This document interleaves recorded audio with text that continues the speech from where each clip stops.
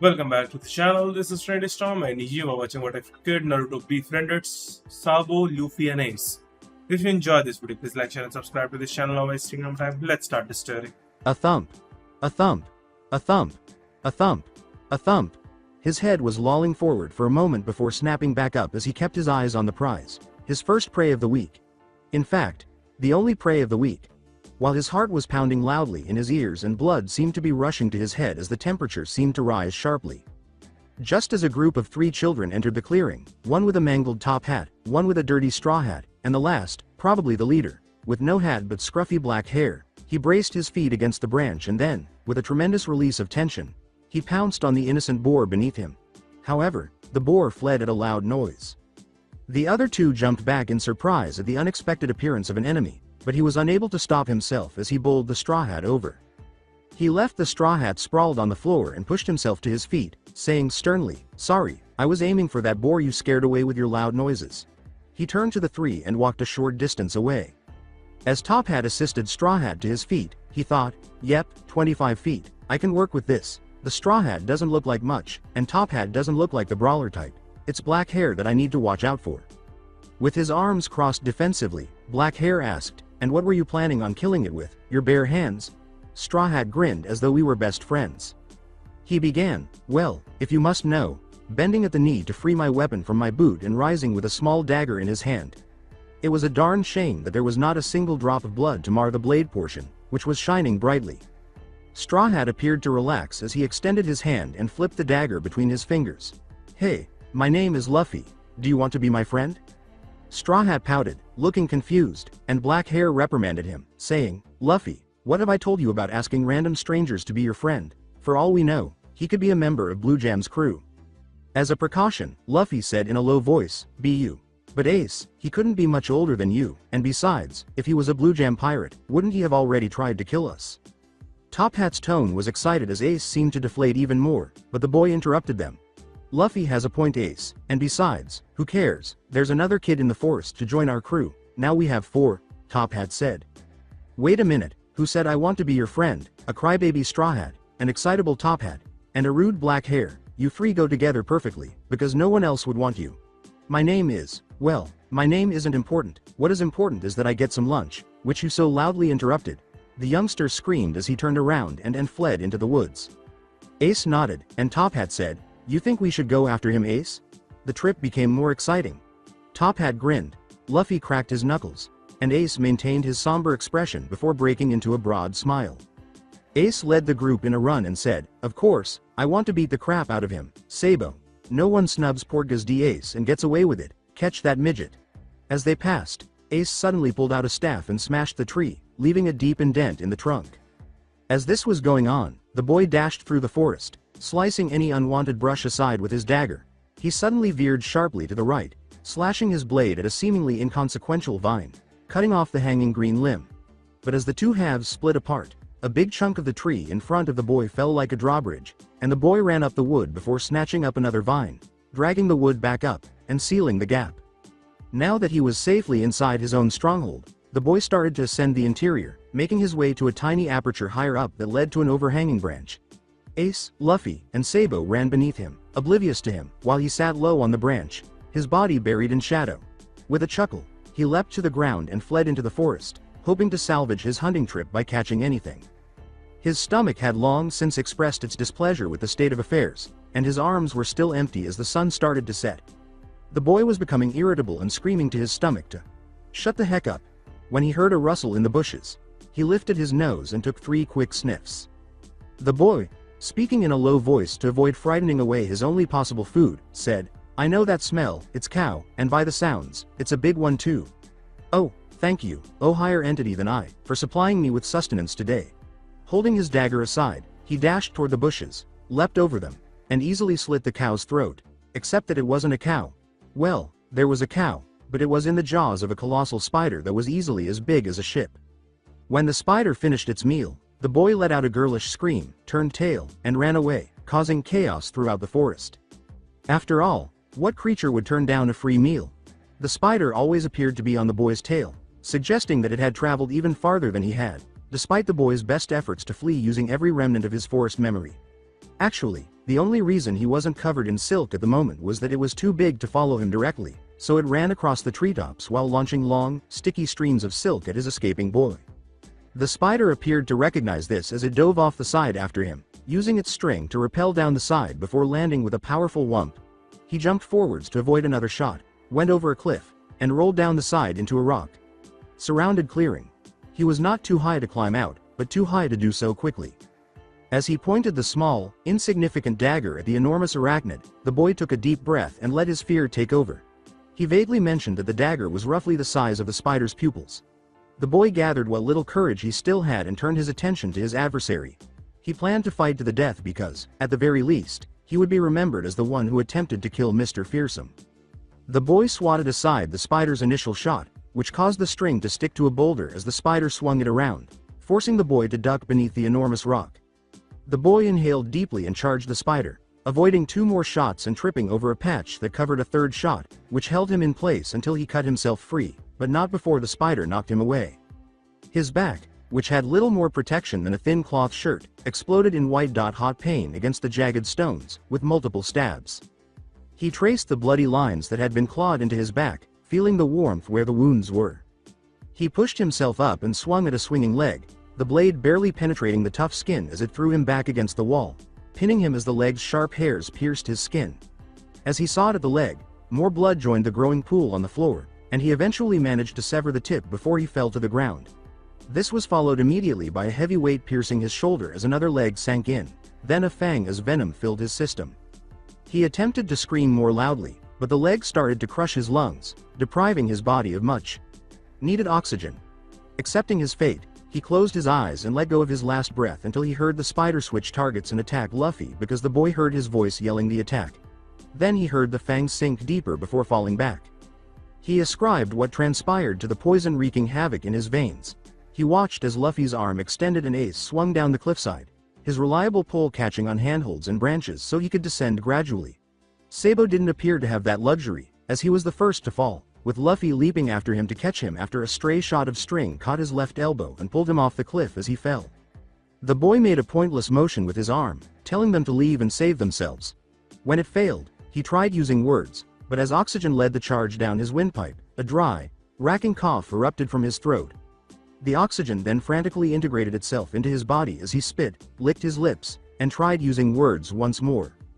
The boy gasped, "Go, away, Rue, run F, run for your lives." His voice could hardly be heard over the subsequent fight noises, much less theirs. He pushes himself to his feet and raises an arm, but the boy is sent back to the ground when his bitten shoulder erupts in white pain. He clenched his teeth and hissed, "Dang it," before getting back up. The boy screamed, "Give me the power, so I won't be a burden ever again, so that I won't have to be saved. Give me the power to be the one who saves."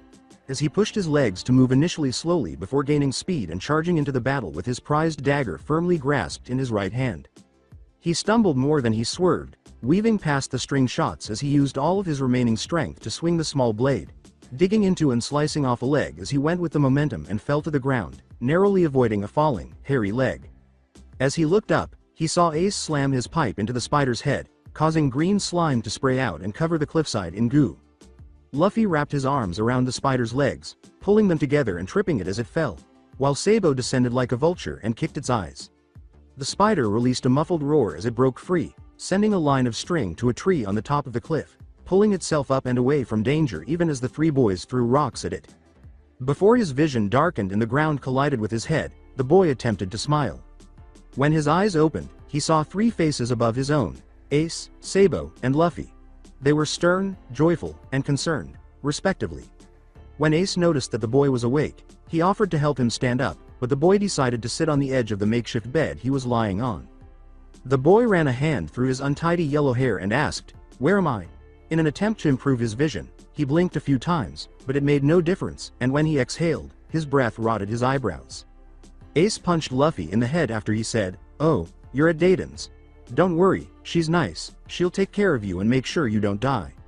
As Sabo watched his 2 brothers fight once more, Ace yelled, "Don't just answer something when asked, just ignore them or ask something before answering."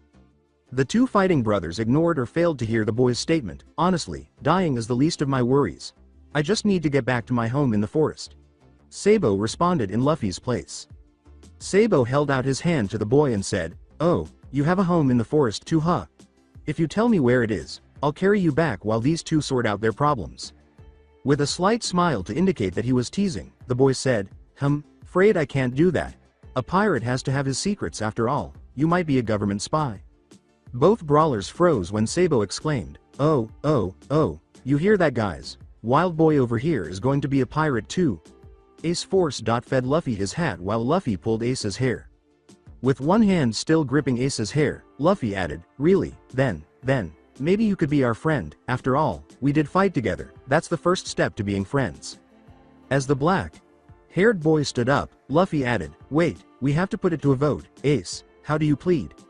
Ace raised his hand as if to punch Luffy, but the boy grabbed his fist, shocking Sabo and Luffy and infuriating Ace.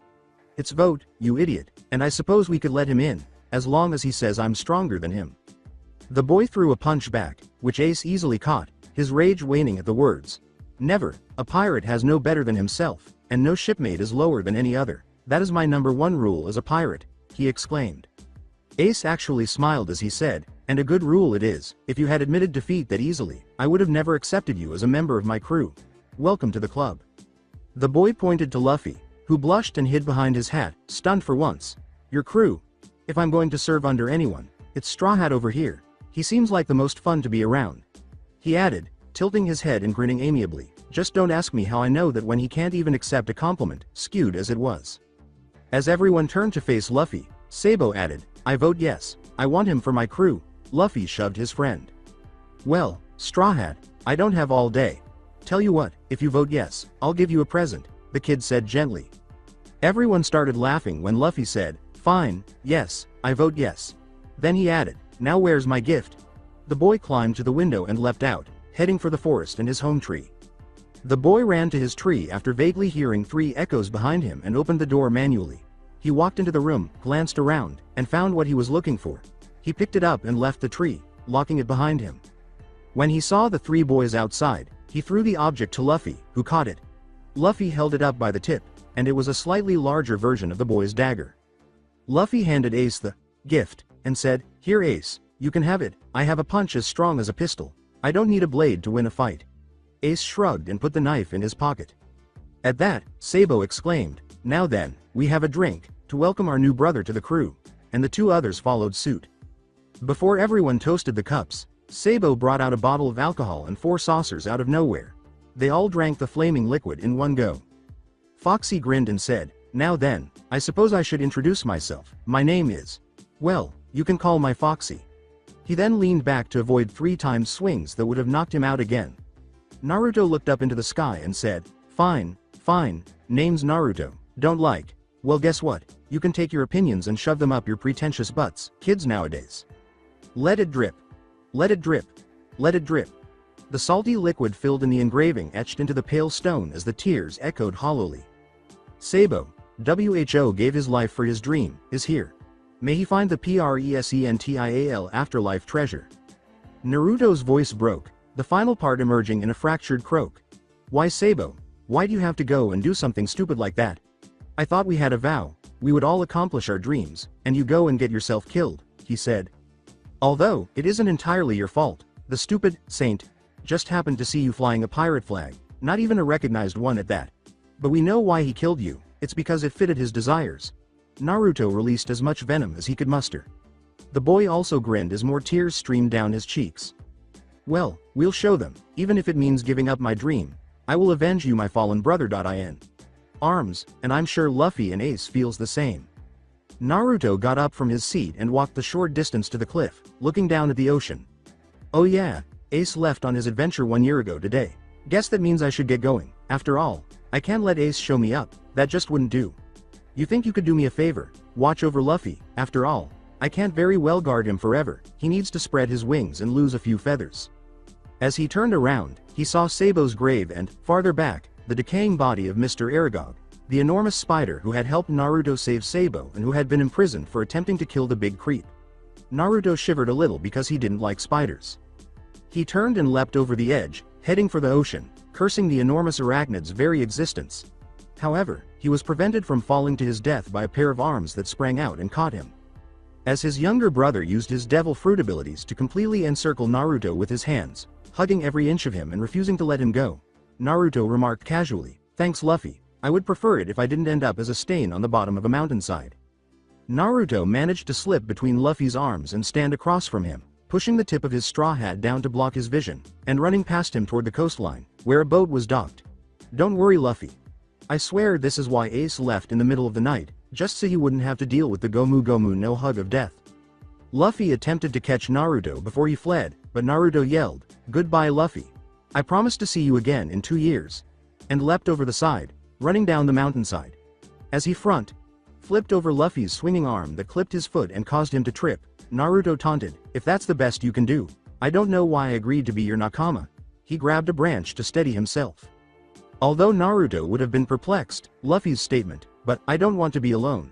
I need some friends or I'll go crazy and name some Cannonball Woodrow," was entirely typical of the things that only Luffy would say. As the brothers raced down the mountain, one of them frantically tried to catch his older brother, who was 3 years older, while the others howled with laughter. Naruto responded with a chuckle as Luffy leapt at his brother, utterly missing him as he swerved to the side to avoid a tree, which Luffy struck. "Well, you certainly aren't doing a good job of keeping me around, are you, Straw Hat?" Naruto missed the root that had grown up and clothes lined him, causing the male to flip and roll down the mountain like a ball before he was able to stop himself. Naruto was now laughing loudly. He grabbed the handhold on the side of a cliff and pulled himself up, resting on the edge until a wind blew and he saw Luffy running at him, causing him to teeter precariously on the edge. He made a hasty plan and leaned back, falling over the edge and toward the beach, which was now much closer. About halfway down, a pair of hands materialized beside him and grabbed his arm, causing him to slow down as he got closer to the bottom. When he finally came to a stop some 25 feet above the ground, he turned his head and sank his sharp teeth into Luffy's hand. He let out a loud cry and let go of Naruto, who landed with a wince because he had landed incorrectly, but he landed. He raised his head to point at Luffy, but the boy was falling off, clearly not giving up the chase so easily. Despite leaving a deep crater from his impact, Luffy landed behind Naruto with no cries of pain as his rubbery body absorbed the impact. Naruto pushed himself to his feet and started running for the beach again. Luffy climbed out of the crater and saw Naruto running toward the beach, where his only means of escape, a small dinghy moored to an outstretching pier, was waiting for him. With a cry, he emerged from the hole and hurled his arms at 2 trees, reaching backwards to target Naruto, who had nearly arrived at the boat. As the two rolled end over end towards the boat, Luffy, gasping for air, let loose and flew after Naruto, crashing into his back as they both stopped on the pier's edge on their tiptoes as they hovered over the ocean. Naruto regained his equilibrium and used a judo throw to grab Luffy, sending the younger boy flying back into the forest while he cried out. As he jumped into his boat, he saw Luffy racing toward him. However, as the distance between him and the land grew, Naruto cut the line holding him back, causing him to skid to a stop and push off with his foot. Despite his desire to apprehend his brother and prevent him from departing, Luffy was unable to do so at this time, at least not without plunging the two of them into the sea. "Bye Luffy, don't worry, I'll make sure come back to you, and then, I'll beat you up again, just like old times," Naruto exclaimed as he drifted away from Fuchsia village and his, Luffy's, Ace's, and Sabo's home island. As Naruto threw insults in response to the jab at his height, Luffy waved back, saying, "You better, I have to get past you to reach the One Piece, so prepare yourself for a beating, midget." It wasn't his fault that there wasn't a lot of food in the forest. As he drifted along, Naruto turned around and sat down huffily. He closed his eyes until he realized that he had forgotten to pack any survival supplies, which was very Luffy of him. He sat up quickly and grasped something, his fingers encircling a tackle box and fishing pole. As he cast out his line, trying to catch some fish for lunch, Naruto muttered to himself, "Ah, Daiden. Always thinking of her, children, I'm going to miss her. I probably should have said good-bye, but I just can't say good-bye to another person like that. After all, it's like Ace said, good-bye is just another way of saying, I'll never see you again." An end to the adventure, a burning bridge, a cannonball fired at a sinking ship. After 3 weeks, Naruto gazed at his dwindling fish pile and yawned deeply. Adding starvation to the list of ways to die at sea is exactly what I need, Naruto pondered, his inner voice sounding a lot like a mother reprimanding her son. Reaching for his fishing pole, he recalled the reason he had stopped fishing. His supply of bait had gradually diminished until it ran out approximately a week ago, longer than he had anticipated. "Come on, give me some food, or at least an island where I can restock," he yelled loudly, lifting his head to the sky. After lowering his raised head and observing nothing, Naruto turned back to gaze at the floating clouds. The hook swung dangerously close to Naruto's exposed flesh, reminding him of this as it swung upwards and across his cheeks, leaving 2 matching marks on his cheeks. "Jerk!" Naruto cried, whipping his pole around. As the hook made another lap and sliced into Naruto's cheeks around half an inch below the previous set, he screamed, "Aw, that hurt," and swung his arm wildly in agony. As the bloody hook swung around once more, Naruto's hand caught the line and stopped it, causing him to screech even higher. He threw down the offending pole and glared over the edge into the rippling blue ocean water. His reflection glared back at him, which was interrupted by a slight red ripple. 2 sets of marks were cut into his cheeks, and the ruddy blood was dripping into the water. Squinting his eyes, he detected a black shape on the horizon and recognized it as an island, a haven from the harsh and tortuous world, With his depression coming back full force, Naruto said grimly, "It's a marine base." Naruto steadily psyched himself up, his depressed mood gradually fading. "Well, I suppose that shouldn't matter. I mean, sure, I want to be a pirate, but until I'm a recognized one with a bounty, the Marines shouldn't bother me, and therefore, a marine base is just that. A marine base." Keeping that in mind, Naruto approached the island gradually until he landed. The aspiring pirate then jumped out with a loud cry, kissed the ground, and spat out the sand that had gathered in his mouth. Even so, he grinned, and as the onlookers speculated about their new arrival, his joy spread to them. One whispered to her husband, "Maybe he escaped from pirates." He muttered back, "It's doubtful that a pirate ship could have easily caught that little wooden plank." As he went by in his carriage, one elder questioned, "Do you think he's here to join the Marines? Or is he one of those kid pirates that seem to be everywhere these days?" A younger woman, probably the man's daughter, shouted from the other side of the small carriage, "What does it matter? He won't last either way if he finds him." With the curtains drawn, the elder answered, "Too true, dear, too true indeed." Naruto exclaimed, "Ah, land, sweet land, how I've missed you, my most beloved," before turning to face the sea. Naruto continued, "But you could never hold the lure and mystery of my most precious ocean." The ocean briefly calmed down before returning to its usual behavior. He turned back toward the town where he had landed, searched for something before spotting it, and then hurried away, abandoning his boat as it started to drift back out to sea. He vanished over a ridge, but Naruto didn't notice or care at this point. He then reappeared, heading directly for a uniform building that had no distinguishing features from the 15 or so buildings that surrounded it. This was exactly what Naruto was looking for, so he threw open the door and practically teleported across the crowded room to sit on a wooden stool, with a man sitting next to him nursing his drink. The words, "Lost Island Bar, come lost and leave drunk," were spoken as he sat down and the doors closed behind him. Naruto ordered a drink and turned to the side to see his drinking companion, a tall man who was probably at least a half-foot taller than Naruto's 5 feet 10 inches frame. His eyes, even blurred by the drink, seemed to shift around as if looking for someone or something to kill, suggesting that this man had seen battle before, possibly many times. A thick head of gray hair seemed to go in every direction before he ran a hand over it, smoothing the mess to a clean sheen, the hair hanging down to the top of his spine. As if a last-minute addition to his attire, a once-white cloak was now dyed an endless black, with the letters on the back switched to white to reverse the color scheme. Naruto looked closely at the words and saw that they read, "Justice," indicating that this man was a marine and at least a captain if the aura of strength emanating from him was any indication. His mouth was currently occupied with the tall mug of frothy liquor that seemed so common in bars. Naruto leaned back and pretended that he was stretching as he glanced at the next stool. However, the next 3 stools were occupied by a huge scythe, which had a steel handle held by chains and a steel blade.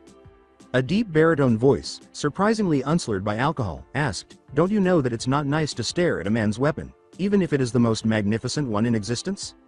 When Naruto looked at the man, he had a big smile on his face, one hand holding the mug as he turned it over and drained the contents in a single gulp, and the other hand extended to Naruto, perhaps as an introduction. Naruto shrugged his shoulders and gripped his hand with all the strength he had, which would normally be enough to smash a wooden 2x4 to splinters. When compared to his older brother, it was insignificant, but to ordinary people, even one as drunk as this one, it was enough to leave him in their memory. Yes, that man was definitely not someone you wanted fighting against you. He showed no signs of pain, and his hand did not buckle like most people's, scratch the captain detail, or red Commodore. With a low voice, Naruto stated, "So, judging from the code, I take it you're a marine, at least a Commodore, I would say. It would be best to maintain a weaker position and keep his head attached rather than provoking the man." "Yeah, I used to be, but I went rogue after that. Was it last week or today? I'm not sure anymore. When the good things are happening, the days seem to blend together. The man's tone gradually became self-righteous as he responded, you seem a bit young to be drinking stuff quite that strong, but I'm sure you know the feeling. Hey, Grandpa, I'm 18, not like you. Shut your trap, old man. Naruto shot back, his words twisted by rage. I promise, you look older than Gar.Poo. Naruto added for good measure, fully intending to get back at this guy until his drink arrived and he picked it up, downing half the bottle in 3 large gulps. He hated it when someone brought up his stature issue, and it was even worse when someone treated him like a child. It's silver, you color. Blind pissqueak. Now, before I break my foot off so far that you taste rubber every time you burp, keep quiet and show respect for your superiors. Got it short. Stack. Several people actually fell out of their chairs and ran from the bar, leaving their half-full and untouched glasses of beer, rum, and other liquors behind, as the man howled at the top of his lungs. What? Naruto asked, digging into his ears as he produced a tiny bit of earwax, balled it up, and flicked it at the man, striking him in the eye. The man turned completely, his fist tightening and his eye sporting a pulsing vein over it. My hair is silver, not gray. Speaking of which, how do you know Garp.san besides by reputation? I'm sick and tired of people mistaking them. The man remarked, he tends to associate with the common rabble. Naruto suppressed his rage, understanding the sentiment. Unaware that he had just round about admitted to being a sailor, Naruto said, none of your business, Mr. Silverhair. Now if you'll excuse me, I need to leave and go find some members for my crew. Since you stated that you were seeking crew members, I assume that Silverblood Hidara, a former rear admiral in your service, is a sailor. What kind of cargo are you transporting? With 3 bottles of rum in one hand and a waist bow, the now identified Hidara asked. Naruto tried to sidestep the question as he headed for the door, but he didn't make it 10 feet before a glass slammed into the back of his head, sending shards of glass flying in all directions with blood on most of them. Oh, really, a former rear admiral? I'd ask what happened except I don't care, so I'll be off now. Hidara sat calmly on a table off to Naruto's side and said, I asked a question, and either out of common courtesy, or out of fear, most people would answer me, so I'm going to assume that you are neither, and are actually a pirate that thinks that he can take me. The boy had never heard the older and more experienced man move an inch, let alone 10 or 15 feet. He was tossing another glass up and down in his hand, and the scythe resting next to him, leaning against the table. He was able to move quickly and silently, even with a massive chunk of metal adding to his weight and size. His voice devoid of that slur of alcohol, Hidara pointed out, the fact that what I assume to be a greenhorn pirate, since I've never seen a wanted poster with your picture, thinks he can take a rear admiral, former or otherwise, and the fact that you seem to know Garp.san on a personal level seems connected. He held the glass for a moment before smashing it against the table, cutting his finger with a shard as he licked the blood off, sending a chill down Naruto's spine. Therefore, I advise you to flee before I finish washing my hand, unless you possess a devil fruit ability similar to Logia's. Otherwise, we might check to see if your assurance is supported by skill. Hidara remarked, slicing a hole in the dense wall behind him with ease.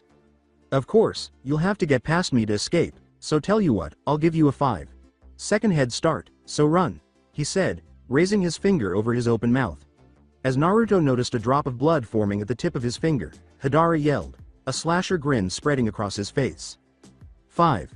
With his legs a blur, Naruto bounded off the ground and ran in the direction of the man. 4. Moments before, he whirled around a chair that had been knocked over by the escaping customers. 3. Leaping over a table, he launched himself into the air with one arm. 2. The glare caught the gleaming blade of his trusted dagger as he withdrew it from its sheath on his hip. 1 anon. Lethal blow, but one that would undoubtedly make it more difficult for Hidara to wield that scythe. He thrust it down at the man's shoulder.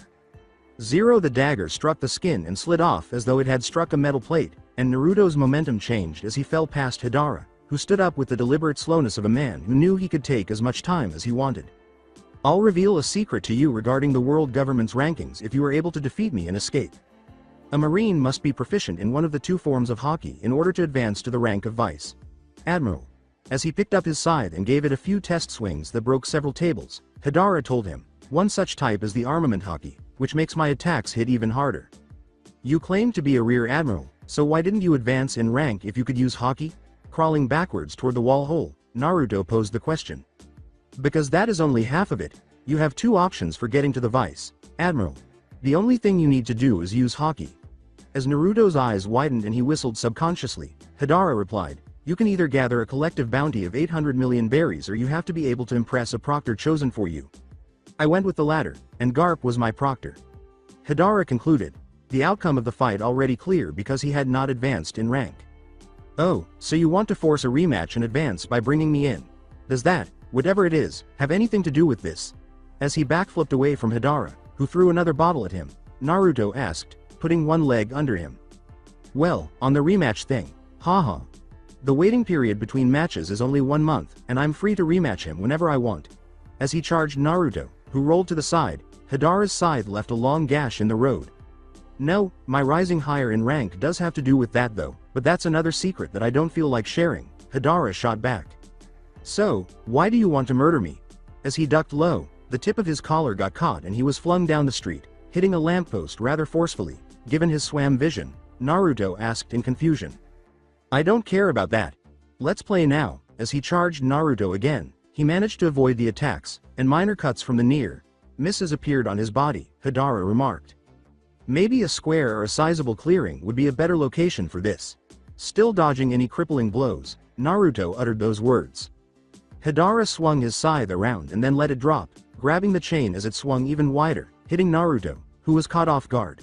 "Oh, and why is that, short stack? I don't plan on letting you get away from me," Naruto exclaimed, his stomach aching from the conversation, "because as long as we're in this tiny alley, you won't be able to move that massive hunk of metal around as easily." Hidara began by flicking the scythe to his other hand and swinging it straight as a house before it abruptly split horizontally. "Oh, so you want an honorable fight? Well," he said, saying, "I think I'll manage right here." He then put the scythe back in his dominant hand. Naruto abruptly changed his attitude as he released the wound and walked straight toward Hidara, clocking him across the cheek. "No, I couldn't care less about an honorable fight," he exclaimed, not flinching. "I just don't want you to have any excuses when I mop the floor with you, salthead." Hidara was thrown away by the force of the blow as if he weighed nothing. Hidara pushed himself up with his scythe and ran at Naruto, who ran down the ally. The chase continued as Naruto attempted to lose Hidara by making abrupt veers and scaling rooftops. "Oh, that's good, real good, I think you could fit the bill."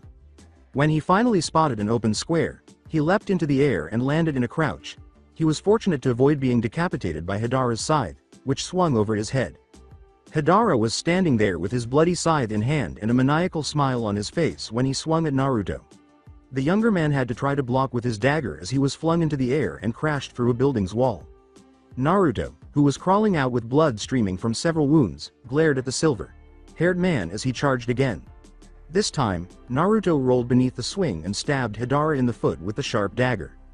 He was greatly disappointed if he had anticipated any display of pain, as Hidara seemed unfazed by the wound. In fact, the man's smile widened even more, and he kicked out his foot, flinging Naruto across the square. Then, more quickly than before, Hidara appeared in front of Naruto, holding up with a hand around his neck. "I ate the pain fruit, which gives me the ability to control how much pain my body experiences. As long as I'm holding you, I can also control how much pain you experience." Hidara put down his scythe and flicked Naruto between the eyes, saying, "I think the demonstration is in order." It felt like a cannonball struck him in the face, sending him into a blackout before a worse force implanted itself in his stomach that made it feel like another cannonball struck him, this time at point blank. Naruto gritted his teeth and told himself that the pain was only for a second, but that second seemed to be the longest one ever. That hurt. Naruto wheezed as his body tried to tell him that the pain should have killed him, but he realized upon returning that it didn't seem to go any higher than that. "But there's a limit, isn't there, to how much pain I can feel, or that can limit you yourself to?" Naruto added, his voice still hoarse from screaming, even though he clearly didn't remember making a sound. "You noticed, I see," he acknowledged, probably out of admiration that the little snot in front of him was still alive. Most people would have either died of a heart attack from the pain or bitten off their own tongue to try to end it. "Yeah, I can't totally eliminate pain from my body, nor can I make you feel anything more than I could endure without dying, and it isn't in a steady stream. I have to wait 5 minutes between hands. Yep, so now I just have to keep myself from getting caught again, and thankfully, it's just pain. My stomach hasn't actually exploded."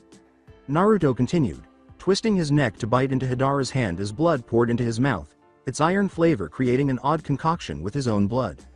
Naruto spun around and dragged the blade of his dagger across Hidara's stomach, causing blood to flow freely as he leapt back, but Hidara caught him again and made him go through that torture again. Hidara released him, exactly as he had planned. He brought his dagger down to try to get Hidara to drop his blade, but the man simply took the stab and used it to hold Naruto in place as he swung a fist that clipped Naruto's chin, his mouth exploding in pain without the use of Hidara's ability. Hidara smiled and swung his side, the blade barely missing Naruto as he flipped over the weapon. The older male aimed to finish him off, his earlier hope gone now as the scythe descended, Naruto seemingly out of moves, and he grunted in pain as Hidara pulled the dagger loose, flinging the little blade at Naruto, piercing his shoulder on the right side, disabling his dominant hand, and then followed up with a backhand that left Naruto's vision white with pain, again without Hidara's abilities. But because he grew up with Luffy, some of his unpredictable nature had been passed on to the boy. This is demonstrated by the fact that he punched Hidara, slicing through his cheek, causing the skin to flail. Hidara was taken aback because he was unable to stop the pain from exploding into his vision, which caused him to pause before killing Naruto, who slid out of his way. Your skill is also a weakness. Did you know that the body's nerve endings become hypersensitive after a period of time without feeling anything? To put it another way, if you minimize your pain, it will be much worse when it does occur. Naruto breathed, blood streaming from his mouth and hand.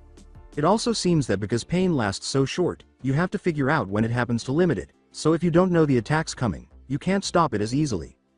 However, his ascent was interrupted when Hidara used his scythe to pin him to the wall, the blade pressing dangerously against Naruto's neck. He would have swallowed, but this would have further compressed his neck against the blade, potentially killing him. Oh my goodness, stop it! Before Naruto did something unexpected, he spit in Hidara's face, causing the larger man to freeze. This gave Naruto time to swing his feet backwards as hard as he could, breaking the wall behind him as he fell backwards into darkness. Hidara yelled and threw a fist at Naruto's face. With his typical smile gone and an intense look of rage on his face, which is understandable when someone spits in your face, he fumbled around, grabbed something cold, and threw it at Hidara as he climbed through the hole. The item in question was a hammer that struck Hidara in the face once more. Because of the darkness, he was unable to see the attack coming and was unable to stop the pain as he howled and blood spurted from the area above his left eye where the hammer had struck him. Naruto was able to catch his breath as he staggered back into the square. Naruto, panting and planning, trailed behind Hidara, who was sitting in the middle of the square, tending to his wound while blood poured into his mouth. Heart, blood, blood, my heart, I adore my blood's taste? With his eyes and mouth seemingly frozen in manic glee, Hidara screamed as he spun around on Naruto, licking up any blood traces that came within reach. Hidara dropped his scythe and wounded the final 3 links around his hand, his fingers sliding into each slot as he started to spin. The line played out as the scythe rotated, creating a huge silver disc in the square as it tore apart everything that came into contact with it. Oh no, this makes things more difficult, but I guess it wouldn't be enjoyable if it were simple after all. Alright, Kitsune fire and concentration. Hidara blocked the attack with his hand, not flinching as the fire burned his nerve endings. Naruto whispered as he performed a palm thrust that sent a tiny fireball at him. That didn't work, but at least I didn't have that as my original plan or I would have been in hot water. I'd like to think it was still a little hot, but I can't use fire like Ace. Otodo. Naruto complained as he attempted a new move, a quick barrage of punches that sent multiple fire bursts that struck the scythe's chain, turning it red as the heat spread. Short stack, that won't work. Remember, I can't feel the heat. From his ostensibly secure position in the middle of the square, Hidara taunted. As he flipped into the square, Naruto began, "No, I remembered, I just wasn't aiming to hurt you. What I was aiming for," he said, bringing the hammer from earlier down on the chain where it glows the hottest, the chain melting and disintegrating as it did so. Naruto finished, grinning with a canine hanging over his bottom lip, giving him a roguish appearance. Well, how about we get back to fighting? Naruto jumped backwards, stood up straight, turned on his heel, and put his hands in his pockets as he charged Hidara, flinging the hammer in a vicious arc that left the end lodged in Hidara's knee. "We're not done yet, so come back here," Hidara shouted as he ran after Naruto, but the silver-headed man was sent to the cobblestones when his leg broke beneath him. Your fruit has yet another flaw. Pain serves as the body's signal to stop. If you continue after experiencing pain, you put your health at risk. Naruto turned to face Hidara as he crawled across the ground, pulling himself after him with his scythe. Similarly, by turning off your pain receptors, you didn't feel the warning that your leg was broken, and as long as you didn't apply any weight on it, you would be fine, Naruto said. "Kill me," he commanded, extending the scythe to Naruto, who grasped the edge but it fell to the ground with a clatter, its weight much too heavy for Naruto to support steadily. Naruto retorted, sitting on a rooftop just out of Hidara's line of sight and gazing down at the wounded man. No.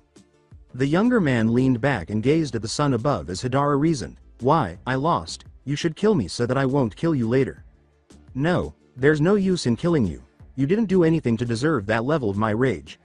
Naruto argued, his face devoid of anger, just trying to kill me isn't enough to deserve a death sentence. Had you endangered my friend or family, the case might be different. As he turned to his legs tensed for a jump, Naruto said, now then, if you'll excuse me, I must be off, things to do, people to see, and Marine to defeat and all, you know. Hidara said, wait, take me with you. Naruto staggered as he turned to face the man with a level of caution unusual for someone his age. Why would a former Marine want to join a pirate crew, for heaven's sake? As Hidara pushed himself to his feet and braced himself on his scythe, Naruto inquired, still not buying the act. My dream, he began, taking a deep breath before telling his story, is to kill this man. He produced a wanted poster for Naruto to see, but it was far away, so there were no details for him to examine. Just the massive reward of 560 million berries. This man is my father, and also, my family's murderer. With her dying breath, my mother asked me to find forgiveness for our family and my father, and so I joined the Marines. However, little known fact, they divided who was able to chase and or capture a wanted criminal. For bounty above 350 million, a rear admiral is recommended, for bounties 420 and above, a vice admiral is wanted, and for bounties 500 and above, an admiral is wanted. Then, there are the Yonku, which require a minimum of 2 admirals and 15 vice admirals. Basically, the equivalent of 2 full-force buster calls are needed for someone of Yonku status. So, I'm forbidden from chasing my father until I became an admiral. However, to reach admiral status, one has to beat a current admiral, or be selected by the fleet admiral, who would most likely select someone who was able to do the latter task. The current 3 admirals are all Logia types, with one being far faster than me, one being rather hot-headed, leaving Aokiji. He is the personal favorite to become the next fleet admiral, although, I think the council will elect Akainu. Hidara paused for breath here, allowing Naruto to take it all in. Garp had mentioned that the 3 admirals were far more powerful than Luffy, Ace, Sabo, and Naruto combined, but he had never really gone into detail about their abilities. So, I was given the option of biding my time to catch him, and gaining the necessary influence to order a buster call on him. But, while I wait to beat an old man, even one that helped to catch Goldie. Roger, my father grows ever stronger, slowly approaching Yonku status, and then he'll be even further out of my reach. So I left. I'm a traitor by name and definition, and I made a promise that I would find someone powerful to help me on my quest, the first person to beat my in battle, pirate or otherwise. You've demonstrated a decent tactical mind, good physical skills, and did I detect a hint of hockey in a few of those blows? Furthermore, you were compassionate, which leads me to believe that you would help a person out, even a former enemy. I ask once again, take me with you, and help me to kill my father. Hidara finished, almost begging the last part as Naruto frowned. After receiving a nod and a low bow of deference, Naruto sighed. So basically, you want me to take pity on a defeated old man, who wants to kill his father, and who I have every right to kill on the spot, as if you could stop me? He asked. Naruto jumped down, slipping an arm beneath Hidara's shoulder and assisting with the path. Well then, how can I refuse that? I just hope you have the skill to keep up with me, and the self-control not to kill everyone that commented on your silver hair. As the 2 fighters made their way to the marine base and their escape from this island, Naruto added, grinning at Hidara's loud laughter, I hope there's a boat at the marine base because I think mine drifted away. Now then, since I have my first mate, what should we be called? Bloody foxes? No, too bloody. Silver foxes? No, too girly. The Squirtle Squad? Nope, don't even know where that came from. Oh well, I think of it later, maybe after we get someone else on board. Hidara was chuckling with Naruto. Hidara continued, yeah, and if we're lucky, it'll be a hot one too, maybe a busty redhead. Naruto gave him a doubtful glance. Hidara pondered the girl as Naruto retorted, haha, I doubt it, with my luck and your preference, it'll probably be some flat-chested girl with an affinity for leather and chains. Hidara began, leather and chains, it might be fun, so long as she has nice rich blood, and a sword, every girl needs a big sword to go in there. But Naruto decided that was enough and dropped him as he hit the pavement, his final words muffled, sheesh. From his position on the back of the ship, 5 feet from Naruto, who had to duck to avoid his scythe whenever he turned to the sides, Hidara whimpered, are we there yet? To be honest, He was only 5 seconds away from learning whether Hidara could swim when he noticed a small black dot in the distance behind him. With his head tripling in size, his eyes widening out, and his teeth turning into jagged points. Though several were already, Naruto yelled, "No, now stop your incessant whining or I'll learn how to balance on a plank of wood and burn this boat to ashes, with you on it." It hadn't gotten any closer when looking back at the dot, so it was most likely an island or a ship that was just relaxing. He noticed how the sea was influencing the silver-haired sadist when he turned to look at his partner. His body sagged under its own weight, his hair appeared to droop unnaturally, and his eyes were half-lidded. Naruto knew he was ready for more room to move around based just on those items. Perhaps the upcoming island would be enough to satisfy his need to run. Naruto grabbed a stick and skewered a few fish that nibbled at his toes before asking his first mate, "Hey, Hidara, tell me why you thought a dinghy was the best choice to steal from the marine dockyards when we could have taken a much larger one that would have given you plenty of room to run around on." Hidara grunted back, hurling his scythe at a bird that narrowly avoided the attack, letting out a loud caw-caw in warning and fear as it flew out of his range. Because, genius, they would have noticed if a larger ship was missing, correct, but they are unlikely to notice a missing dinghy. As the fish cooked in his hands, Naruto heated his hands to a comfortable temperature and retorted, "Who cares, we're pirates now, we steal things, it's how the system works. Besides, whether they noticed or not, we would have been long gone and they wouldn't know who to blame for the theft." Hidara complained as his hand shot up to catch the fish Naruto tossed to him, the scales destroyed by the heat. "Oh really, I beg to. You know I hate it when you're right. They may have suspicions, but they wouldn't suspect me. Maybe that pirate robber I've heard of running around stealing from everyone." Naruto complained as the black figure approached, making faint sounds that could hardly be heard over the ocean. "Exactly, now get ready. I see something ahead and we may have to defend ourselves. I would prefer not to die before my pirate adventure ever really gets started." Naruto fixed his gaze on them, recognizing them as shouting voices. When there was a water explosion next to them, he turned to tell Hidara. Naruto shouted to his companion, "Kuso. Marines. Hidara. Get up here and defend our ship before we both get killed." He grunted, got to his feet, and dodged another cannonball that would have struck them. Naruto reacted swiftly, concentrating on his target and shooting a tiny fireball from his palm, but the water spray from the explosions put out the tiny flame. As he attempted to rescue the water that had landed in their small boat from the explosions, Naruto questioned, once again, "Kuso, you're on your own Hidara until we get closer to that ship. Think you can hold those shots off?" As Naruto spun on his heel, an idea began to form in his mind as he directed all of the fire he could create to his palm and fired as quickly as he could, facing backwards. Hidara declared, "Yeah, I can hold them off, but they've started dropping their shots short. We aren't getting any closer to them.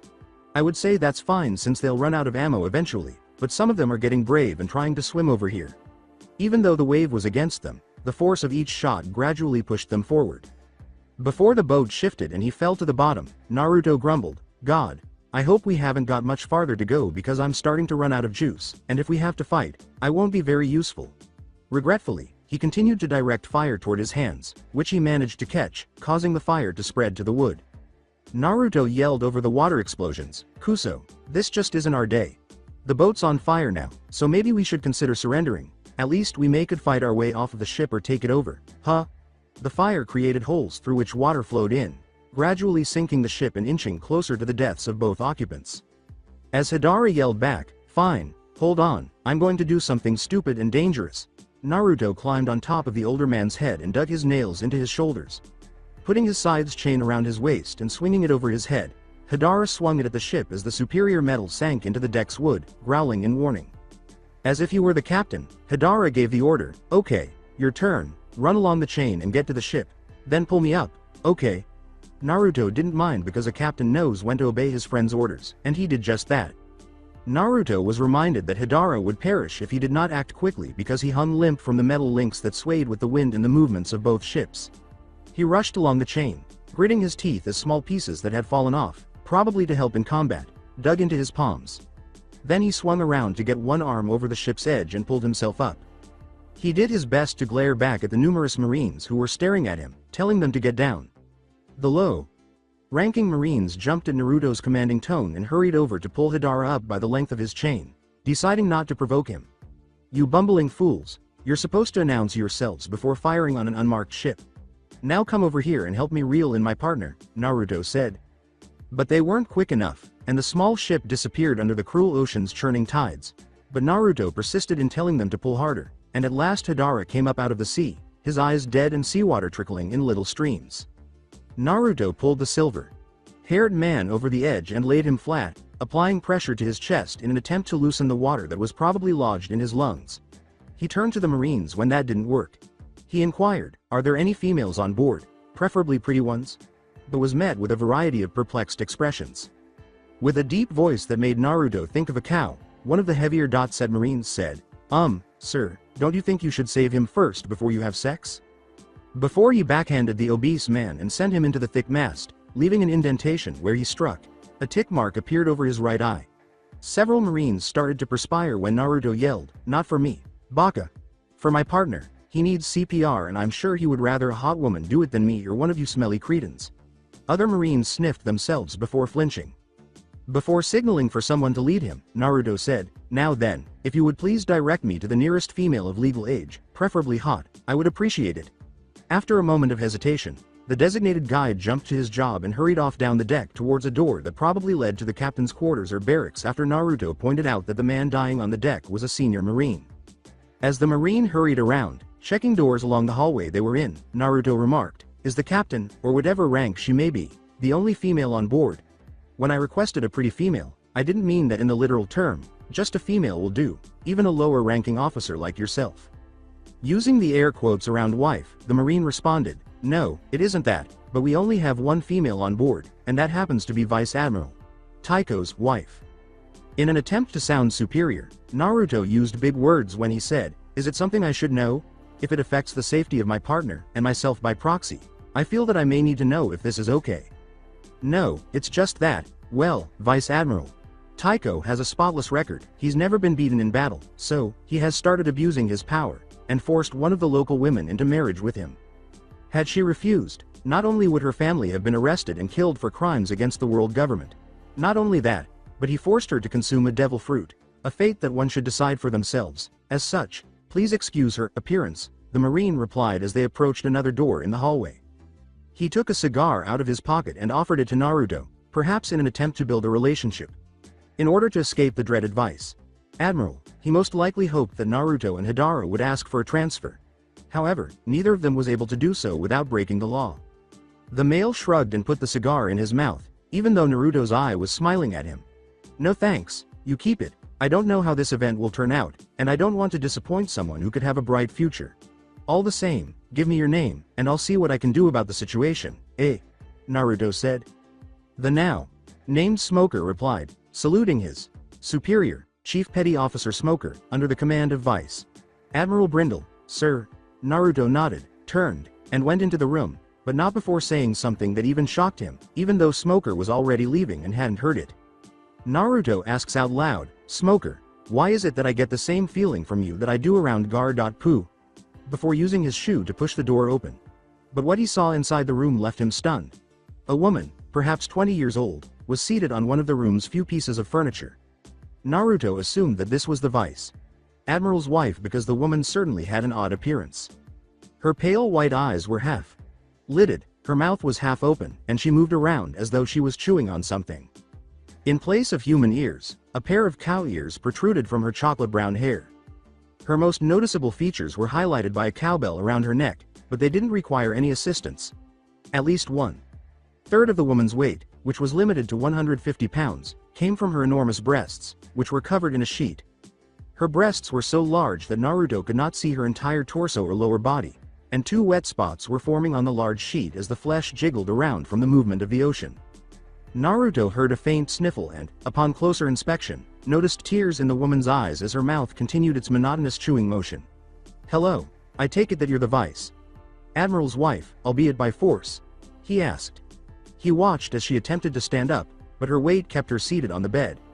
She began, and almost immediately lowered her voice to a low mumble. In order to prevent unintentionally touching the woman's organs, Naruto moved closer while avoiding the walls. There, he had seen the things a woman would do to a man she didn't want to touch her. He may be a pirate, but he is not a molester.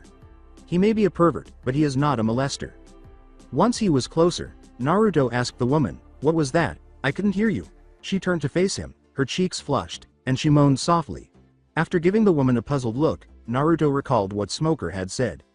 Naruto began, but he stopped when the woman's tears deepened and she attempted to nod. The Moo Moo fruit model. Dairy cow. Is that the fruit the vice Admiral forced you to eat? Is that why you have such? He began. As the tears fell in a waterfall down her cheeks, the sheet became partially see-through. Help me, he hasn't milked me in several days and it hurts so much, I feel like they're going to burst. Please sir, won't you help me? I can provide you with my milk. It is very rich and healthy for you, it would surely go for a high price at market. And then, after you milk me, my should shrink so that I can move and escape. Naruto nearly yelled, but stopped himself because he didn't want to be found out. Milk you? But, how do you know that I'm not a marine that works with your husband? And even if I were to milk you, I couldn't just take your milk, you made it, you could take it with you, to buy passage back to your family wherever they are. The woman again pleaded with Naruto to milk her in order to relieve the pressure from the accumulated milk. No, it's okay. My family lives on the nearby island, Smithy Island. It is a beautiful home, with rolling hills, wide open farms, not all moderny like other islands that have been used as a marine base. I can get to the island on your ship, since you can't be a marine since I know the faces and voices of all the marines under my husband's service. Naruto blushed deeply as he located a large washtub, probably for the woman, and dragged it over to the ends of her breasts. Oh god, why me? Sure, I can milk you, just hold on while I find something to catch it in. As she released another moo, he put the tub down and lifted the sheet, putting a hand around one of her nipples. With one hand pulling gently on the nipple and the other working diligently to massage the breast to ease the pain and passage of milk, Naruto asked, so tell me, why is there a marine base on Smithy Island, if it isn't modern? As he forced the blood back down and away from other organs. Because, Smithy Island is one of the leading exporters of weapons, and is rumored to be the location to one of the seastone wells. The reason for the high export percentage is because although factories can mass produce, ours are of the highest quality, which can't be replicated by machines. The exact process is a secret that only the village master knows, as well as his apprentices. You see, every 5 years, he chooses a young child, and takes them to the forges for the next 5 years, until it is time for a new apprentice to be chosen. No one knows what he does to them, but they emerge as changed products, built like a workhorse, with the stamina of a bull. Although, their weapons still don't compare to the weapon masters, the quality is still treasured. I've heard that they've captured the current weapon master, and are interrogating him to find out the location of the seastone well on the island. The woman said, her cheeks red as she blushed at the intense pleasure shooting through her body. After a few minutes, Naruto got up and comforted the woman by patting her back. Naruto said, there you go, you should be able to move better now, they should have lifeboats stored at the rear of the ship, so, I guess this is good. Bye. The woman nodded and sprinted for the door, her arms cradling her breasts and her bare feet barely making a sound. Do me a favor though, go back to your family, be with them, I'll take care of the marines. Hanabi turned back at the last minute, grinning at Naruto before rushing off once more. Oh, I forgot to introduce myself, you've been so helpful. My name is Hanabi, Black Hanabi. Come find me after all of this, I have something I want to give to you. With a sigh, Naruto made his way back to the deck, mulling over a strategy. Since he hadn't yet witnessed the Vice Admiral engaged in combat, he was at a loss for ideas. With another sigh, he exited the ship to discover his first mate still unconscious, his head still drooping, handcuffed in seastone cuffs. The woman on the other side of him had a quiver of arrows and a bow on her back, which caught Naruto's attention. She wore a pale blue shirt that was half unbuttoned and had rich black hair with 2 points that protruded like cat ears. But the one who had the air of a vice admiral was the man who stood above them all, if you can call him that. His arms were the size of his head, but they were made of muscle rather than fat, his eyes were black coals, his mouth was set in a half smile that showed that he was missing a tooth on the right side, and his weapon of choice was a dual-sided pick, which Naruto could see was extendable. He stood an impressive 4 feet 8 inches, with a head of regal red hair that was ruffled, and a long beard of the same color that reached his feet. Stupid arrogance. Naruto decided to test the waters by charging the cat girl, believing that she was the weak link because she was a well-known long-range combat specialist and he could easily remove a player from the equation. Regretfully, he failed to remember the first rule of long-range combat: speed. Long-range fighters countered their weakness by being quick, but Naruto failed to remember this as the girl disappeared from view and then reappeared on the ship's side, balancing perfectly on an extended cannon. She punched him in the face, sending him reeling back into the Vice Admiral's grasp, who clamped a pair of sea stone cuffs on Naruto as well before delivering a quick chop to the back of his neck to send him into not-so-blissful unconsciousness. As he tried to remove the cuffs without much success, Naruto was irritated by the sensation of cold stone on his cheek and the awkward angle at which his shoulder was bent as a result of the cuffs. This voice said, "Don't worry about it, Gaki. If those things broke, I would be ashamed." Naruto looked up to see an older man looking at him level-eyed, and he definitely had the blacksmith look with his soot-covered skin and clothes, his stiff muscles from heavy lifting and sharp hammering, and his thickly calloused body from injuries and blast furnace heat. Naruto smirked as he added, "Why, I'd ask if you made them, but you look too old to be involved in smithing." A kind smile split the man's face as he said, Just for that comment, Gaki, I'm not going to answer your questions, no matter how much you beg me. It's not my problem. I don't need to ask an elderly man anything because your memory is likely impaired by age." Naruto's eyes widened as he said, "But I do wonder, why don't you just tell them where the sea stone wells are?" Taking a deep breath, Naruto laid on his back and swung his hands underneath him. He planted both feet on the wall and pushed upwards as his body spun in midair, allowing him to land on his feet. After standing, he kicked his door to test how tough it was. "I practically built the entire marine base here from the ground up, so trust me when I say that this won't happen.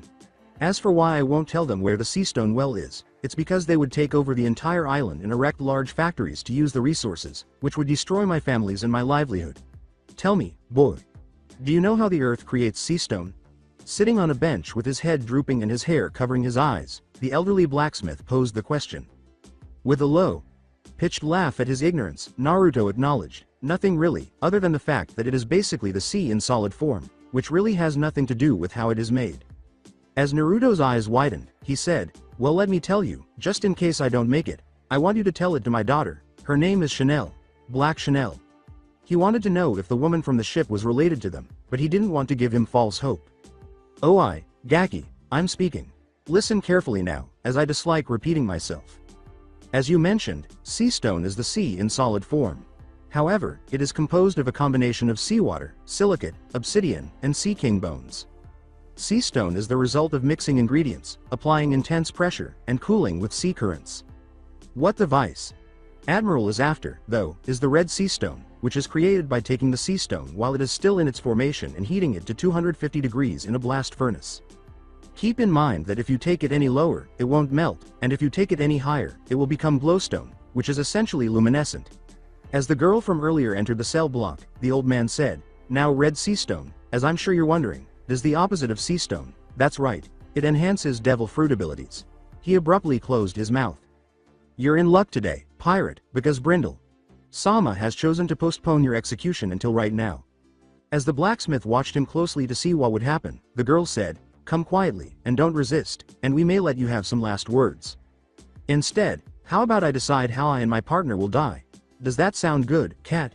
In an attempt to be as obviously impolite as possible, Naruto said, and the girl sneered back, shaking her head. "You understand, punk? Yes, we don't care how you pass away. Dead is dead, and we're leaving those cuffs on you both just to make sure you don't pull a fast one on us." Naruto turned back to the blacksmith as the girl pulled him outside and kicked Hidara awake, who was still unconscious from the previous ordeals. Naruto winked at the elderly man before grinning at his secret scheme. "Don't worry about it, your daughter will be fine. After all, I can be pretty resourceful when I have to, old man." "All right, your highness, where to now?" As Hidara resisted the girl's pulling, she dragged him along and asked in a mocking manner. "Hidara, how would you feel about being dumped down a well shaft?" When the girl led them both outside, Naruto snickered and kept snickering until they were standing on the edge of a well shaft in the middle of the village, forcing the village to witness the public execution. Naruto asked the blacksmith as he nodded one last time, and the old man nodded back before going back to his sulky mood. Even though no one believed her, the girl started off her speech about the Marines and Vice Admiral Brindle's greatness by saying, "This is what awaits those that try to oppose Brindle Sama." With a hint of fear, Hidara addressed the greatest weakness of all devil fruit eaters: water. "Hey Naruto, I hope you got a plan. 'Cause I don't feel like going for another swim today." You understand that this boy here has no way to get you out of this one?" Before slapping Naruto in the cheek as he fell backwards down the hole, the girl said, laughing maniacally. Hidara followed her as she left, with the villagers rushing to the well to gaze down it in hope. "I called to inform you, sir, that I came across an odd pirate today. I had never heard of him before, but he wasn't a pushover. Based on his skill, I think he might have been a member of the revolutionaries, possibly at a high level. With the person on the other end, hemming at the report, Vice Admiral Brindle said over the snail phone, I ordered my second.in command to execute him, but I suspect, if he's as good as I think he'll be back. Well, I guess I don't need to warn you to exercise caution in this case. There is a method to his madness. Your only challenge will be figuring it out. I don't care if he appears the next time wearing a clown suit and crotchless chaps on his head. The person on the other end of the phone said, his voice muffled by the phone's static, if that's all, I'll let you return to your work, but one last piece of advice. Keep him in your court and on the defensive, or he'll steal the ball right under your nose and take it straight to the basket. Brindle hung up the phone and replied, aye, sir. A young man sat back in his chair at Marine headquarters, far away, pondering his options. Just my luck, I would find him in the first place I look, he said. The man turned in his chair and turned to face a dark-skinned woman holding a cigarette and a clipboard in one arm. Hey, Abby. Chan, I have an order for you, he said. Yes, sir? As the smoke drifted to the roof and then filtered through the system to return as clean air, she asked while taking a long drag from her cancer stick. Get in touch with Vice Admiral Phoenix and inform him that his best friend needs assistance on Smithy Island and that the Fox has landed. Additionally, let him know that he will lose money if he doesn't report in within 3 days. As long as he's in open water and has no other option, he can use the drive system, the man said, whirling in his chair. Are you certain that the drive system is a good idea, sir? Abby asked, extinguishing her cigarette and looking down at her commander with a serious expression. I need him on that island as soon as possible, and the drive system always produces results quickly, so even though it's not a smart decision, what other options are there? The man smiled slightly and said, now, I think I gave you an order. Come on back quickly, and we'll talk about dinner. On a big open farm on Smithy Island, a girl was laboring over the forge, breathing heavily as she crafted a blade. She examined it closely, huffed as she threw it back into the fire, pulled it out again as she nodded in agreement, and hammered the blade into the shape she wanted. The girl turned around, took off her heavy, fire-resistant gloves, and wiped her heavily sweat-stained brow after hearing a commotion outside and setting the blade aside to cool in a trough of water as steam rose from the trough. The dark interior of the forge room contrasted sharply with the bright exterior of her family's farm, forcing her to squint her eyes as she walked outside, the sun almost blinding her. When her eyes finally acclimatized, she opened them and glared at the two strangers, one slumped over the other's shoulder. The girl, holding a spare sword from next to the door and hefting it with the point up, said, Hey, we don't want any drunks, so get going before I'm forced to make you leave. Her arms were toughened from the extreme heat of the forge, making it a dangerous weapon. Oh, we're not intoxicated. After climbing out of that well, my friend is simply exhausted. In addition, he still wears this ridiculous seastone cuff as a trophy around his wrist. When the younger one, a blonde, jabbed his partner in the side, the latter moaned ceremoniously and fell to the ground. Come on, Hidara. Wake up before I'm forced to drop you on the ground like a sack of potatoes, which probably have more sense than I'd figure. You old man, it's not that bad, Grand. In any case, could you please give me directions? The boy looked around as though the location would suddenly materialize. I'm looking for a blacksmith around here somewhere, but all these farms look the same to me, he said. No, you are not even someone I know. The girl hefted the sword up again in a menacing manner before the boy sighed and kicked his partner in the side, causing him to groan again.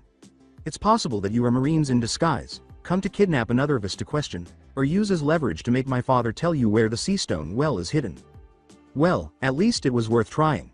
However, we appreciate the idea of what to do with you if we were Marines. However, I think you might be the person I'm after. Are you the daughter of the blacksmith, Chanel Black?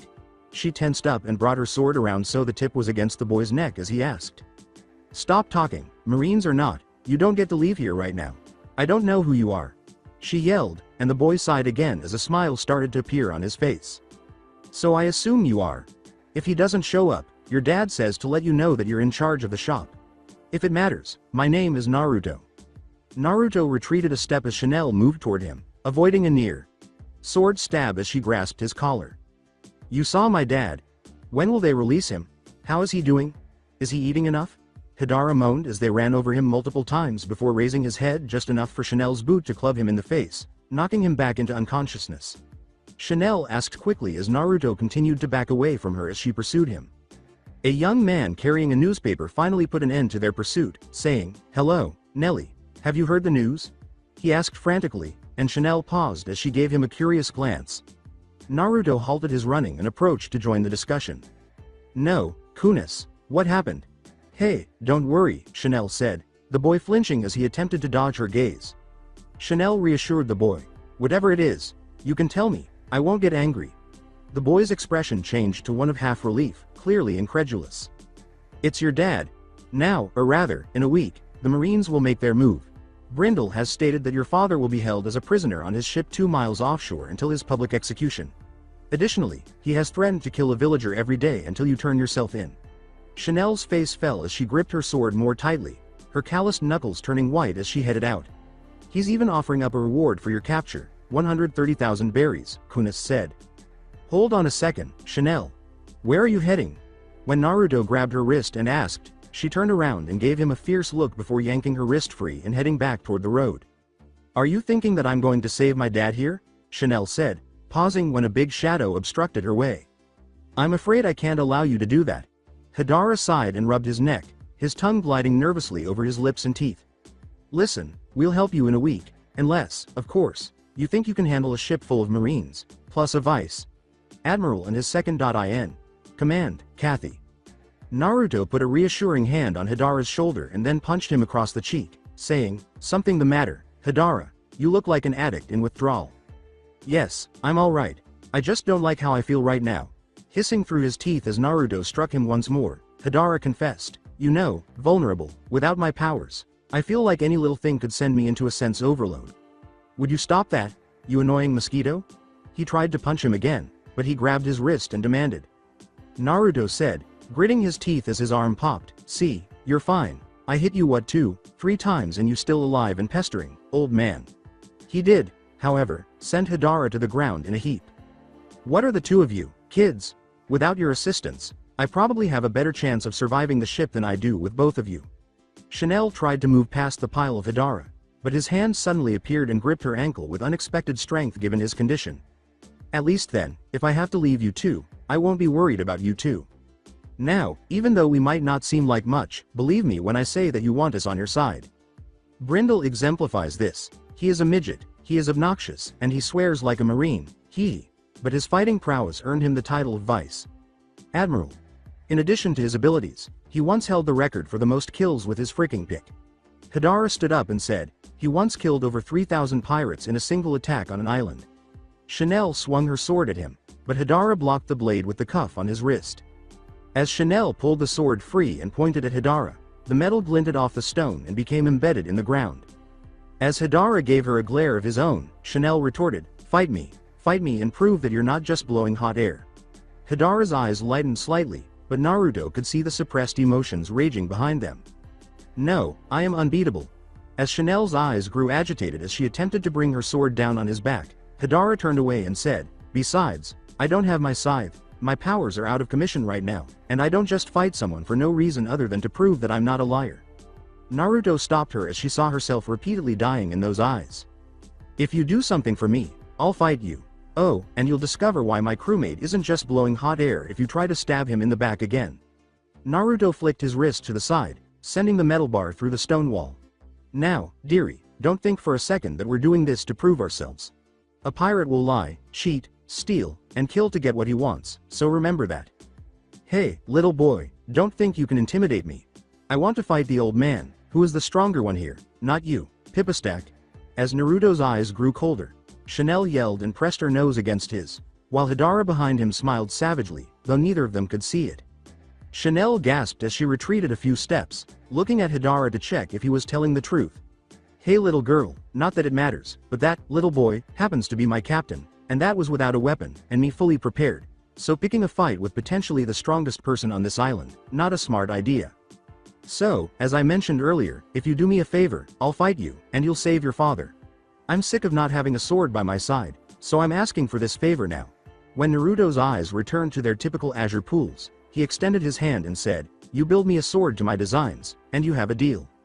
Chanel turned on her heel and said, why would I do that for you? I could just attack on my own. If I hurry, I can get to him before they get off the island. However, Naruto blocked her path out, crossing his arms over his chest. Perhaps I didn't express myself clearly. You'll either die or you'll make me a good sword. When Chanel attempted to run past him and was thrown flying back, Naruto added, Provided of course that you can get past me, which I highly doubt. Naruto was sitting on the ground when he said this. Look, I'll help you if you help me. We don't even need to be best friends.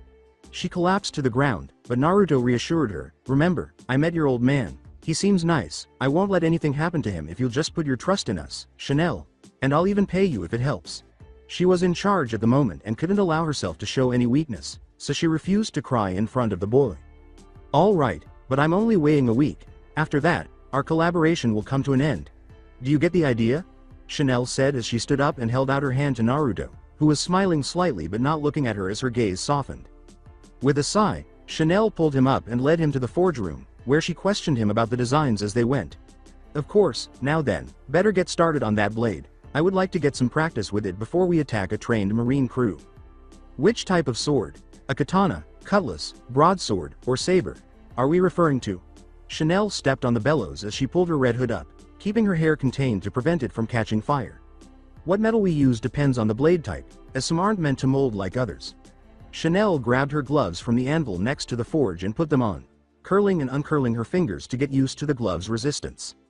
Could we use a heavier metal for the handguard, but I'm considering a cutlass design with a lighter metal. As the two started talking about the designs, Chanel adding suggestions for specific uses and fixing things she couldn't do, Naruto asked. A few hours later, Naruto and the girl shook hands while grinning broadly. The girl couldn't contain her joy at creating the weapon, and she was also grinning and shaking his hand, signaling the beginning of a wonderful partnership. As Hidara patrolled the village and shoreline, looking for any indications of trouble, Chanel spent the next 3 days working on both the sword and herself, repairing impurities in the metals and combining the two different weighted materials. Every day, Naruto would join her in the forge room for an hour or 3 hours, keeping her company. When Hidara returned at sunset on the 3rd day, he discovered Naruto and Chanel engaged in swordplay, with Naruto appearing to be struggling more, as evidenced by the multiple wounds on his body. With a serious tone instead of his usual joking one, Hidara said, "Hey guys, hope you're ready for the rescue because things just got more serious." Naruto turned to Hidara and held up his hand to end the spar. "What have you discovered? Has the date been moved up?" Chanel was anxiously awaiting her father's rescue from the Marines when Naruto asked. "That's half of it, though. The date has been pushed forward to the day after tomorrow." Leaning on his side, Hidara examined Naruto's new sword and responded, "If you ask me, it would be tomorrow morning at first light, or noon. But reinforcements have arrived, possibly the worst person that could have come. The 3rd Battalion's commander, Vice Admiral Phoenix, is well known for their cannoneers.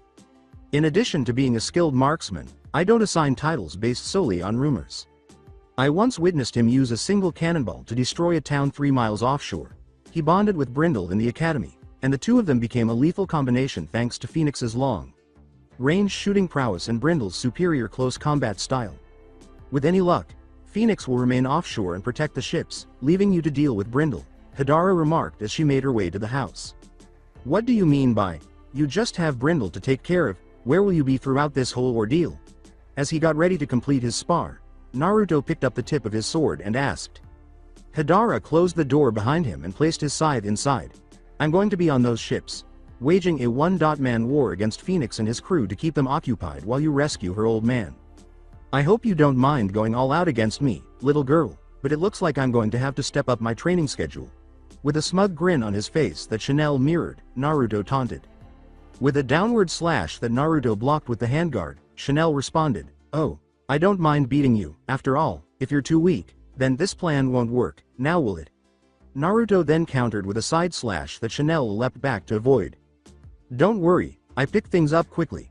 Now, tell me everything you know," Naruto called out as he rushed after the girl, who continued to dodge his swings and parry the ones she was unable to avoid. Chanel shot back, blocking a brief series of 5 slashes. "I don't care how fast you learn, I've been training for 6 years, and you can't just learn all of that overnight, aside from the fact that we use 2 different sword types." Chanel grinned and pressed her tip against Naruto's as they charged at one another. I'll make a deal with you. Loser fixes dinner for the next week." Naruto held out his sword. Chanel responded, jumping into the air as she buzzed-sawed, bringing her sword down on Naruto's, but the blonde sprang to the side, stabbing backwards, using the curve of the blade to go under his arm. Chanel only avoided it by hand standing. "If you think that's enough to make me forfeit, then you'll have to try a different tactic. Are you implying that my food is poor?" Chanel spun around, her sword flashing out at Naruto's, but he was able to block every blow. Because no one else has ever complained, Naruto said. All I'm saying is that ever since that Marine kidnapped my sister, I've had to prepare meals for my dad. Chanel taunted, don't try to convince me that a rugged sea rat like you can coo better than me. Naruto's face fell, and he briefly disappeared before resurfacing over her head as he lowered his sword. Chanel then raised her sword to block him. I actually like the term sea fox better, but in any case, we'll let our swords determine our destiny, Naruto uttered, returning to his initial position with the sword outstretched. Chanel jumped at him and mimicked his stance, saying, I agree, let's. Whoa. This is excellent. With Chanel shoving the food into her mouth and Naruto eating much more slowly, Hidara observed the two with compassion.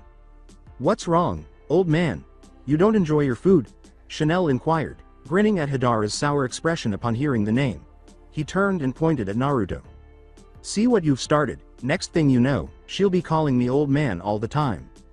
And no, I like the food, it's just that you two seem so uncaring, just sitting there eating stew and rice as if 2 days from now, we could all be dead. It's just nostalgic, remembering how I was before I was in so many battles, that I lost myself in the death.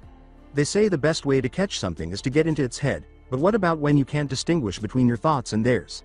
I think somewhere in the hunt for him, I started becoming him, making the choices he would, fighting like him, only I'm not him, and so it's like comparing a match to a candle.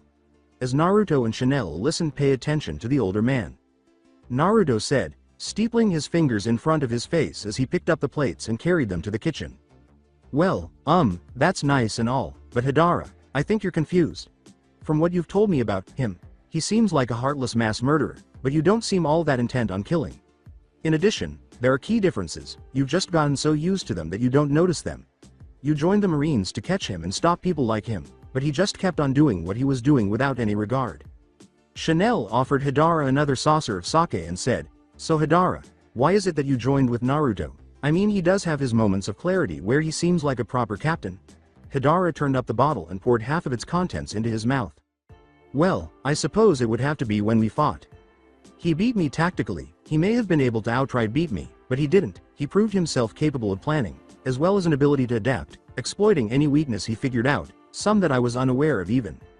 Not just that though, I just get this sense about him, like he has some great mission to complete, and as long as I don't try and stop him, he'll help me achieve any dream I have. To be honest, that's why I mentioned that he might have trouble during the rescue. Hidara admitted, and Chanel's brows furrowed. While he seems strong, and his is, don't get me wrong, he just always seems to be holding back slightly. However, he told me of any event that happened before I met him, about when he saved one of his brothers. They told him to stop fighting because he couldn't do anything about it, except he did. He exceeded his limits and did something they didn't think was possible. From that I deduced something about him, which I tested while he was sparring with you. Hidara said, stopping to take a deep breath when he noticed Naruto putting the dishes back up.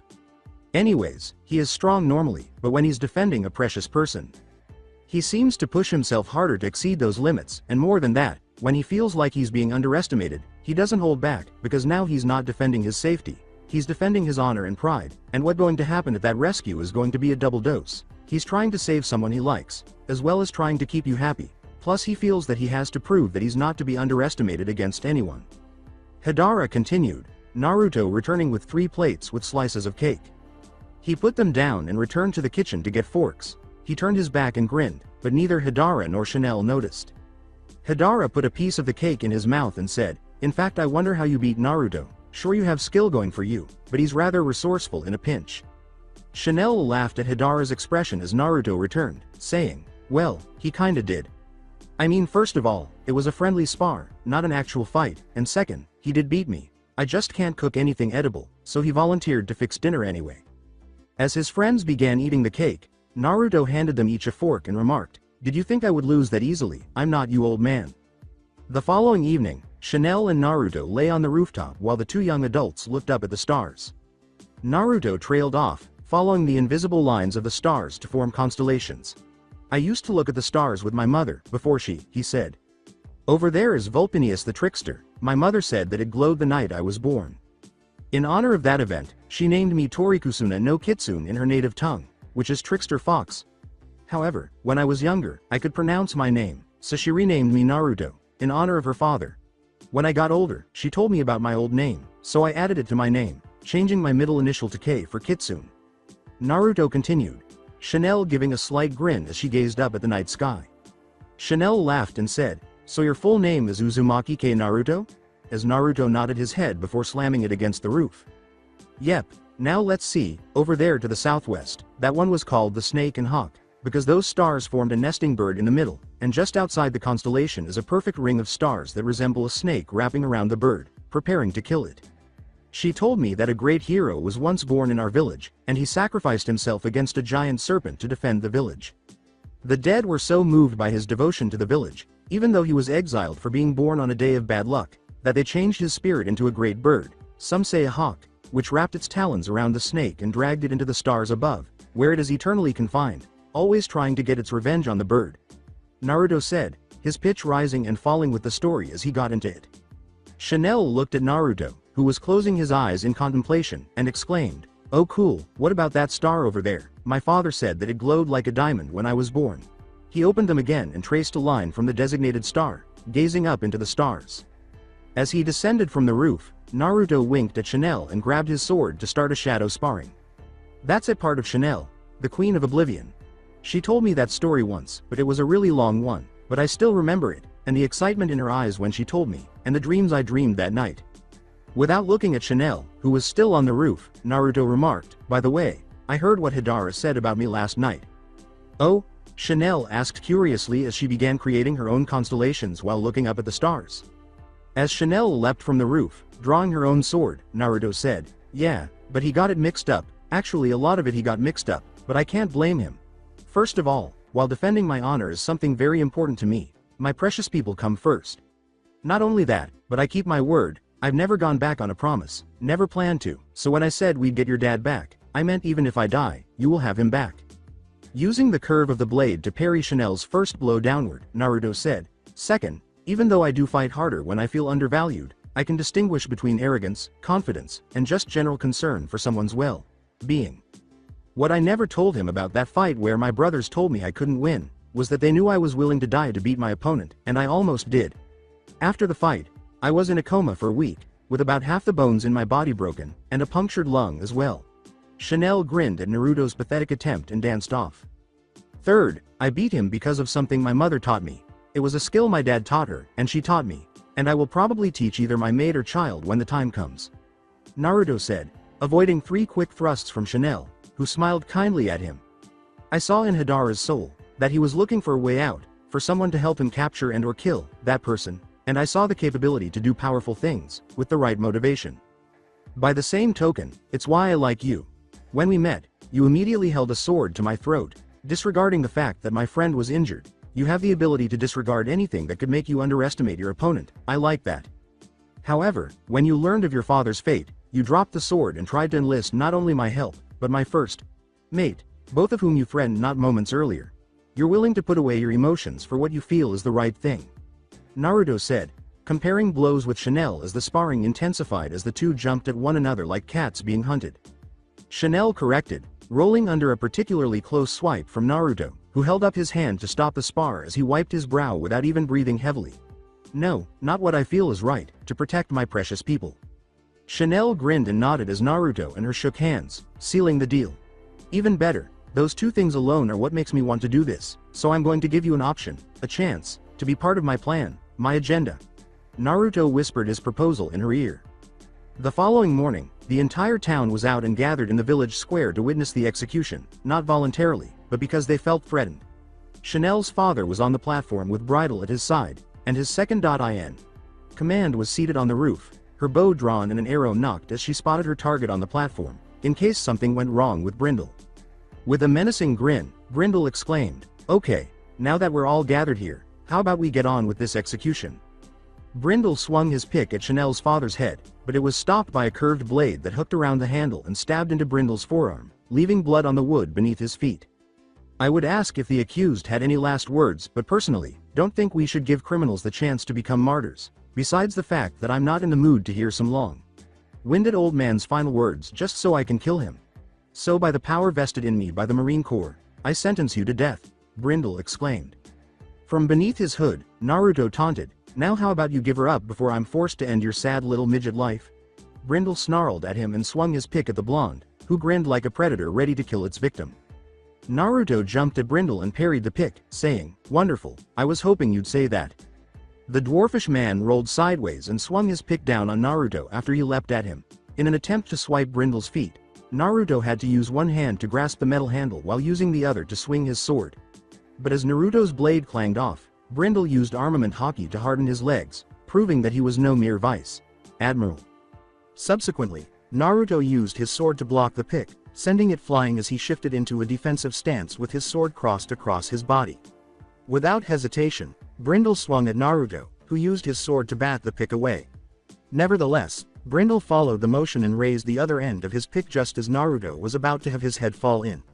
In this manner, Brindle continued to spin the double-ended pick, thwarting Naruto's attacks. Brindle finally slashed at Naruto as he dashed forward to try to get past his defenses, but Naruto backflipped to avoid the nearly fatal blow. Naruto was caught off guard when Brindle threw the pick at him while it was spinning through the air like a buzz saw. He barely managed to duck under the pick and bend at the knees as he landed. But when the two weapons collided, his sword wasn't so fortunate.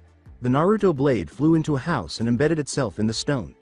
As Naruto looked at the house and considered his chances of getting there without getting picked off by Brindle, he tossed Brindle's pick aside as well. He charged the blonde and got into a close-quarters altercation with him, but Brindle didn't give him the opportunity to even try. Brindle responded with a quick kick that nailed Naruto in the chin, sending him flying as Brindle reinforced his blows with hockey. He delivered a straight jab, which Naruto ducked under, hammering two quick punches into the Marine's armpit. After flipping in midair and landing on his feet after sliding back a few feet, Naruto turned sideways and spit out a glob of blood while wiping his chin. Once again, he leapt at Brindle, actually pushed his punch aside this time, then slammed a roundhouse punch into the dwarf's face. He then swiped his left hand, digging 3 burrows across the Marine's cheek with his nails growing into claws. Naruto doubled over after Brindle countered with a knee to the gut, and then Brindle struck him with a two-handed uppercut. But as Brindle leaned back from the blow, Naruto dug into his arm with his claws and then headbutted the Marine, snatching at his throat with his claws. The Marine leaned back from the headbutt, avoiding the claws. As he continued to batter Brindle with punches and swipes with his claws, leaving his body covered in shallow cuts that would irritate him the longer they fought, Naruto moved forward to gain the upper hand. Brindle then leaned sideways to avoid Naruto's punch, which he delivered with all of his weight. He grabbed Naruto's outstretched arm and pulled him in, winding him down on his knee before landing an elbow on the blonde's back. From that hit, Naruto could clearly hear his back pop. Naruto attempted to escape, but Brindle simply threw him to the ground and kicked him repeatedly in the side while his ribs creaked. At least 2 of them cracked, before grabbing him by the ankles, spinning him around, and hurling him through a building's wooden wall as Naruto crashed through multiple pieces of furniture. As Naruto surveyed the room, he noticed broken pieces of wood, some of which protruded from his body. When Naruto noticed a number of thick glass mugs and various alcoholic beverages, he moaned and steadied himself on a swaying table that appeared to be standing only by a miracle. Naruto noted that this location was the town bar. When Naruto turned to face his opponent, he saw that the dwarf had his hands on his shoulder and had taken a beer mug. He then smashed the mug on Naruto's head, sending glass shards into the blonde's head and causing blood to run down his face. Blood flooded Naruto's mouth as he growled like a wild animal, his eyes glowing an evil reddish-black mixture, his hair bristling, and he swayed with a low growl as his canines elongated and sunk his new fangs into Brindle's shoulder. She attempted to pin Chanel down long enough to get a clean shot, but the cat-like Marine ran after her as Chanel rolled to the side as 2 arrows clattered against the ground behind her. Chanel was barely able to avoid the woman's shots when one of them went through her midsection, slicing her smooth skin and causing blood to spill from the wound. 3 more arrows flew past, sinking like a hot knife into butter into the wood of the nearby buildings before Chanel could check the wound. As 2 more arrows sank dully into the wood, Chanel leapt behind a lamppost.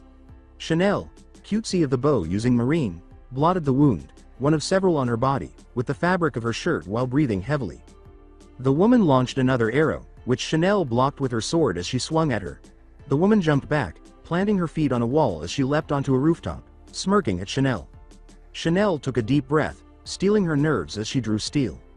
The catty woman pulled a solid iron arrow that was easily 3 times the size of a regular arrow, and Chanel grimaced back as she ran at the building, using her leg muscles to jump onto an adjacent roof before jumping over the gap and re-engaging with her. She tried to stab Chanel, but she dodged the quick thrusts and blocked her first blow, the sword bouncing off the arrow. Quickly trying to catch her breath, Chanel finally leapt back out of her reach. The woman moved toward her, determined to gain the upper hand, and she was not given a chance. Chanel slid under her swing, swinging low as the Marine leapt over it, but her subsequent thrust was parried upwards.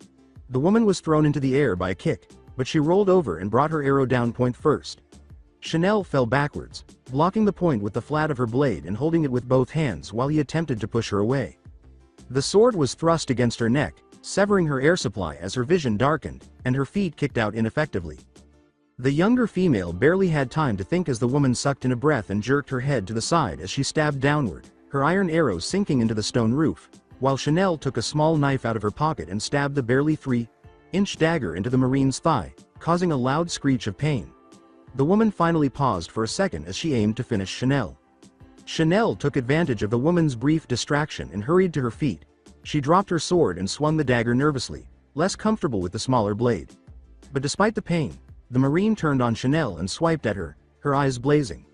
Chanel rolled forward as she ducked beneath the swing and stabbed the Marine in the back of the knee with her other leg, sending her to the ground when her legs were no longer able to sustain her weight. Chanel ordered the Marine to surrender and rolled her over, sitting on her back while holding the dagger to the back of her neck. As Chanel instinctively glanced out to sea and spotted a battleship, the same battleship that Hidara had headed for and the one that was supposed to hold Vice Admiral Phoenix, the Marine said, "Ha, just wait until my uncle gets here, and then we'll see how confident you are." She prayed for his survival and wished him luck in her mind. Tossing his scythe on the deck, Hidara clambered over the edge of the Marine battleship and made his way to the captain's quarters door. He stormed into the room, his hands tightening around the scythe. However, he discovered a straw dummy with a note nailed to it in place of Vice Admiral Phoenix. To whoever might be reading this message, we will take the appropriate steps to thwart your attempt to occupy Smithy Island, as we are aware of this. Don't assume that you can avoid the full force of the world government or that I won't use my power against you. In the event of a vice admiral's resignation, they will be promoted to a higher position and replaced twice. This was just an experiment to see how you would respond. This serves as a warning. Be ready because we will attack your forces twice as powerfully as we did the last time. ID 1,651,358. Before noticing something strange about the dummy, Hidara asked out loud, "What is this? A trap? A test?" He tensed up as he read the writing on the back and understood why it appeared so familiar. He grabbed the cloak it was wearing. With a strange feeling of fear gripping his heart, Hidara asked out loud, "This is my old coat that I wore, but how did they get their hands on it?" As if no one was there to respond, he quickly returned to the small dinghy next to the boat and hurried back to the mainland, holding the coat tightly to his chest.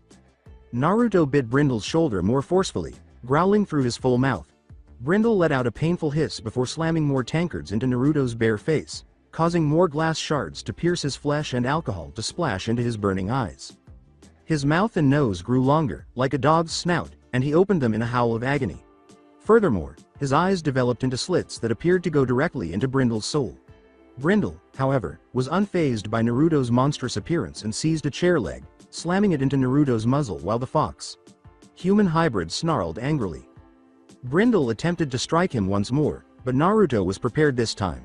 He spit out the ball of wood into Brindle's face and used his mouth to grab the wooden leg, biting through it cleanly. When he swatted Brindle away, the blonde groped around and grabbed the edge of a table, causing the table to shatter into wooden splinters as it hit him. Brindle had hardly had time to use Haki to harden his body before being struck by the table and the wall. Before the bestial Naruto pounced on him, he nearly let out a sigh of relief. His claws sliced his skin to ribbons, and his fangs tore out tiny pieces of flesh. At last, Brindle was able to retrieve a metal pipe from the plumbing, probably with Haki's help, and he struck Naruto until the pipe was bent out of shape and he was whimpering on the ground. Brindle seized the opportunity to sprint outdoors, snatching up his pick just in time to prevent Naruto's jaws from clamping down on his neck. As he attempted to use Haki to harden the metal, he observed the fangs sinking into it. However, Naruto smirked through the bite, his fangs gleaming brightly as Brindle realized that Haki was being used. He then placed his foot between Naruto's legs and kicked with all of his strength as Naruto let go of the pick. He whirled around, his jaws snapping at the air and screaming in pain. When his hair reached his waist and covered his body, he finally overcame the pain by throwing off his shirt and hood. 2 fox ears protruded from his head, and a long, opulent blonde tail grew from just below the top of his pants. Brindle swung his pick with a slight look of fear in his eyes, and Naruto squatted down, tensing his newly developed leg muscles as he struck the ground in a crater, his breath coming in ragged gasps. Brindle, however, didn't stop there. He swung the pick around and struck Naruto with the side while he growled. He forced himself to stand up as his breath came out in low growls as he struggled to control his rage. He swung the pick upward from underhand, passing through Naruto's armpit and out of his shoulder, but Brindle didn't want to give him the opportunity. Brindle was certain that the battle was over at that point, but Naruto simply snarled louder and grabbed the middle part of the pick, melting the metal with his flaming hands. After finishing that, Naruto's new tail appeared and swatted Brindle away, causing a stone wall to crack from the force of the impact. As he pulled it out, Naruto grabbed the handle of the pick that was lodged in his shoulder and threw it at Brindle. It spun through the air and smashed into the stone wall with enough force to shatter it, leaving rubble all over the ground. Brindle threw it up and blasted it at Naruto, who either swatted the projectiles with his tail or threw fireballs that melted the small pieces of stone. When Brindle finally realized that the stone fragments were insufficient, he seized both of his reliable picks and began swinging them around like scythes. A mistake because Naruto's first mate had used a scythe and was therefore able to avoid the swings. The fur on Naruto's body retreated as he rolled under one swing, but he still had most of his fox-like traits and his hair still bristled. For instance, when it yanked one of the picks away from Brindle's waning hold, his tail leapt up to encircle its handle. As it clobbered him, Naruto's tail swung the pick around, knocking his other pick skyward and causing him to reel backwards, causing him to lose his breath. Then, as he moved forward on the gasping Brindle, his tail threw the pick at the other piece, sending both halves clattering across the ground. As he raised the marine, Naruto dug his claws into his collar and started hammering him with punch after punch until his face resembled raw meat. He then threw him across the ground, his fat body bouncing as he crashed into another wall. He flipped his grip on the sword, sheathing it as he grabbed Brindle by the neck, his grip tightening by the second as Brindle flopped around like a dying fish, which was quite similar to his current predicament. Naruto moved slowly forward, his sword in hand from where he had retrieved it, looking down at the pathetic marine. Naruto's first words since they began fighting were, "I thought about cutting your throat, stabbing you in the back, or even crucifying you, but I've decided I'm going to take that coat, and I don't want any of you filthy blood on it. So I'm going to strangle you, and watch you as the life leaves your pitiful little eyes."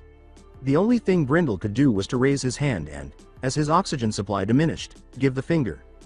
With a sick thought, Naruto let go of him and snapped his finger off, sending the digit down his throat as he kneed him in the face again. Then, he grabbed his neck with both hands and squeezed the last of his life out of him. After a few minutes, Naruto finally released Brindle, letting his body fall to the ground limp after he had stopped trembling. With a sick sense of satisfaction, Naruto grabbed the edge of his coat and pulled it out from under him. To his surprise, the coat came off with little to no damage or staining from the fight and little to no resistance. He noticed that the sun appeared to be shining a bit brighter as he stood there. A few days later, Naruto presented Hidara, Chanel, and her father with multiple plates of cake. Later, when Hanabi contributed to the dessert, he had to remember to thank her. Hemming at the rich, creamy texture, the group tucked into the cake. Chanel laughed and said, "It's great, Captain. Now if only everything else you cooked tasted this good." Hidara inhaled the food as if he were starving, but who could blame him? They could still die content if everyone at the table ever tasted this cake. Though he could tell Chanel was joking, Naruto pouted and said, "Hey, I do cook decent meals, it's just that I have a medical condition that requires me to have high levels of sugar in my body, so I have an affinity for sweets, sorry." She was the first person finished at dinner every night, after all. Naruto recalled that in exchange for helping his daughter and saving him, Chanel's father had offered to teach him how to barbecue. Naruto entered captain mode and said, "So, how about we address the current issue? A marine battleship just appeared out of nowhere, with no crew, and we are in need of a ship if we ever hope to get anywhere. Chanel and her dad could do some modifications to the ship, but this could be a trap." His expression darkened as he considered each possibility. Naruto's perspiration stopped when Chanel stated, "It will take about 1 year to do all the modifications I'd want to do." "Fine, I suppose we could relax for a while anyway. Besides, I'm not comfortable taking the villagers' money just because we got rid of a tyrant, so I have to think of a way to earn an honest berry," Naruto replied, leaning back in his chair. With his new marine coat, which he had dyed orange and had Hanabi stitch the words, "freedom," instead of "justice," on the back, Naruto said, "Okay, then it's settled, we set sail in a year." With a determined stance, Naruto drew his sword and swore to get stronger. "I'm coming ace, and Luffy won't be far behind me. And I haven't forgotten my promise to avenge your death, Sabo. Just wait, Grand Line, I'm coming for you," he said. His mind is already coming up with fresh attack concepts. With a sigh, Naruto drifted through the water, a wooden raft the only thing keeping him from certain death. He relaxed, his body releasing its death grip on the soul ore, and he leaned his head back. He and Hidara had been on Smithy Island for 2 years, and they had been at sea for nearly a year. His ship was amazing. It had a kitchen, a fully stocked weapons system, and even a blacksmith's forge for Chanel, who had agreed to take charge of the enormous beast of a ship. Before Naruto received a report through his special device, they had been on adventures for the previous 9 or 10 months, occasionally venturing into the Grand Line. Naruto had rigged the mast around a transceiver they had found inside it so he could send messages to islands that had transceivers installed. It had taken them an additional month to construct a tower on Smithy Island. In addition, they had learned that, thanks to favorable weather and other circumstances, they could use marine communications. How were all of these shitsels paid for? In his spare time, Naruto had embraced a very practical profession: book writing. He had a net worth of almost 1 billion beris thanks to popular books, including best-selling ones. Of course, the majority of that money was used to pay for the ship and radio tower. He always had between 400 and 500 million beris on board his ship. This led him to his current issue. 2 weeks ago, he had heard on the marine airways that his brother Luffy had been spotted at a marine base. Naruto had set out alone with the intention of intercepting his brother in order to catch up to him. But he was separated from Hidara and Chanel by a storm. He'd had time to tell them to meet him at the base of Reverse Mountain on Primary Island, the first island in the Grand Line. He had intended to simply hitchhike with his sibling. Yes, that was a wise move on Naruto's part, but at the time he was essentially adrift at sea and could only navigate by a star map. For those years of stargazing with his mother, he gave thanks to God. His look had changed a bit in the last 12 months. Now dyed orange with the kanji for freedom on the back, he had incorporated the stolen marine coat, which was surprisingly warm. Additionally, he had chosen to feel the sun on his bare skin rather than wear shirts in sunny weather, allowing his blonde hair to get a golden tan that complemented it. Girls seemed to swoon over the sun god look, which was enhanced by a golden zero hanging on a gold chain around his neck. The ensemble was finished with black combat boots and a pair of loose fitting pants in a cream color. Kitsunteru is the name of his sword. His hat was possibly the most inappropriate aspect of his appearance. On his head rested a navy blue top hat, his version of Ace's tattoo to honor Sabo, with 2 fox ears stitched into the brim on either side to give the impression that his fox ears were protruding through the brim. After he abruptly stopped, Naruto briefly closed his eyes. He rubbed the accumulated sleep from his eyes and blinked. As he looked around, he noticed a small ship banked in the island's sand next to him. Beyond that, he could make out a big ship with a black cat as its figurehead. Naruto blinked for a few seconds, staring at the ship with owlish eyes as people poured over the side, as if it were docked in the sand. As the sounds of battle filled his ears, he abruptly remembered to take out his earplugs. He was annoyed when he had to kick his feet to remove the clinging sand after yawning and clambering over the side of his boat, landing with a splash in the shallows. Naruto heard a voice from the boat next to him say, "Hey boss, there's a ship over here with a bunch of treasure." He then saw a man get out of the boat, probably anticipating his captain. Instead, he received a punch to the face and a quick kick to the leg. 6, 7, 8 times before he sank beneath the surface, his body splashed in the water as it bounced across the waves like a stone. Naruto exclaimed, "Woo, new record," and began to jump, only to discover a sizable gang of pirates disguised as different cats. As they gazed at him, Naruto felt the urge to perspire growing stronger. As a man dressed like someone with no sense of style pushed his way to the front, Naruto said, "Sorry, didn't mean to interrupt your cosplay game or whatever it is that a bunch of men do when they're dressed up as cats." The man pulled out a chakram on a string, and as Naruto felt compelled to follow its path, the metal ring swayed back and forth. "Who are you? Just hand over the treasure, and no one has to get hurt." Naruto, who jumped over the group and landed on some heads jumping off of them as he landed on a rocky slope, said, "Name's Naruto, and it isn't my treasure to give away. However, I suppose on that same note, I should keep you from getting it. After all, you look like a decent bunch of losers to test my new technique on. Okay, just let me." Naruto arched his back and said, "Okay, now then."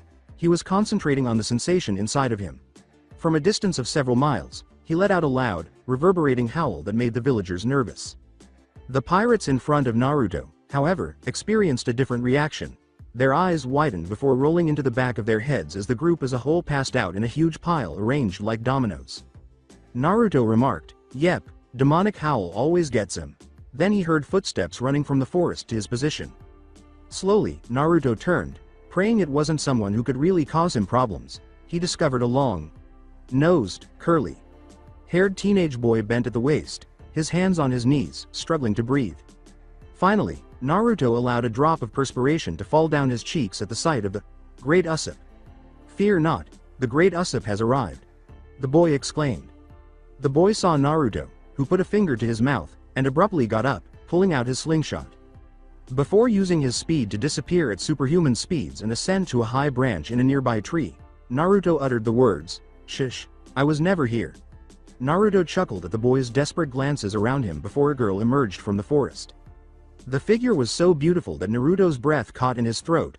Her head appeared to be on fire as her red hair gleamed in the sunlight. He quickly grabbed her with his outstretched hand, pressed his lips to her side, and then immediately ate the apple whole, chewing for a few seconds before spitting out the stem and core. As he looked at the girl next to Usopp, he saw how her chest heaved as she leaned on a quarter staff that she had produced from her bosom in an attempt to catch her breath. He shook his head, banishing the thoughts as he watched from above, feeling his cheek heat up. Under the tree, Usopp urged Nami, "Look, I really did see a wolf, Nami," as he described Naruto. He insisted that he had already routed all of the invading pirates, but Nami didn't believe him. Abruptly, she shoved Usopp out of her way and rushed down the slope, pushing unconscious pirates aside as she headed straight for the small boat containing the treasure. Naruto was bouncing around in his mind, pointing at a scoreboard that read, "Naruto 1 pirates. 0. 2 more individuals then emerged from the trees, one of whom Naruto identified as his brother Luffy." Naruto immediately screamed at Usopp for deceiving them. Even though Luffy's head is made of rubber and shouldn't be harmed by blunt force attacks, Nami screamed, "You idiots, north isn't the direction that's coldest," and struck Luffy and his companion over the head, causing a bump to rise from their heads. Once more, it was a furious woman, and those appeared to be almost as strong as fists infused with hockey. The day Naruto encountered a woman who could use punches infused with hockey was not something he looked forward to.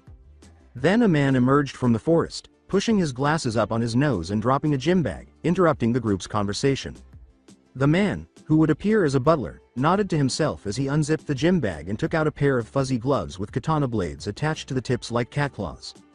Well, it would appear I severely overestimated Django's crew. I expected at least some of you to be a bit winded. Oh well, good help is so hard to find these days. I'll just have to kill you, and Lady Kaya, and frame you for her death." As he started to form the designs in his mind, Naruto muttered to himself, That's an interesting design. Some flaws of course, but nothing a little thought won't correct." He planned to send the schematics to Chanel later. A loud clang was heard, and Naruto looked down to see that Luffy had broken one of the claws, confirming his suspicion that the design was flawed. The butler ran at Luffy, apparently enraged that Luffy had broken one of his claws.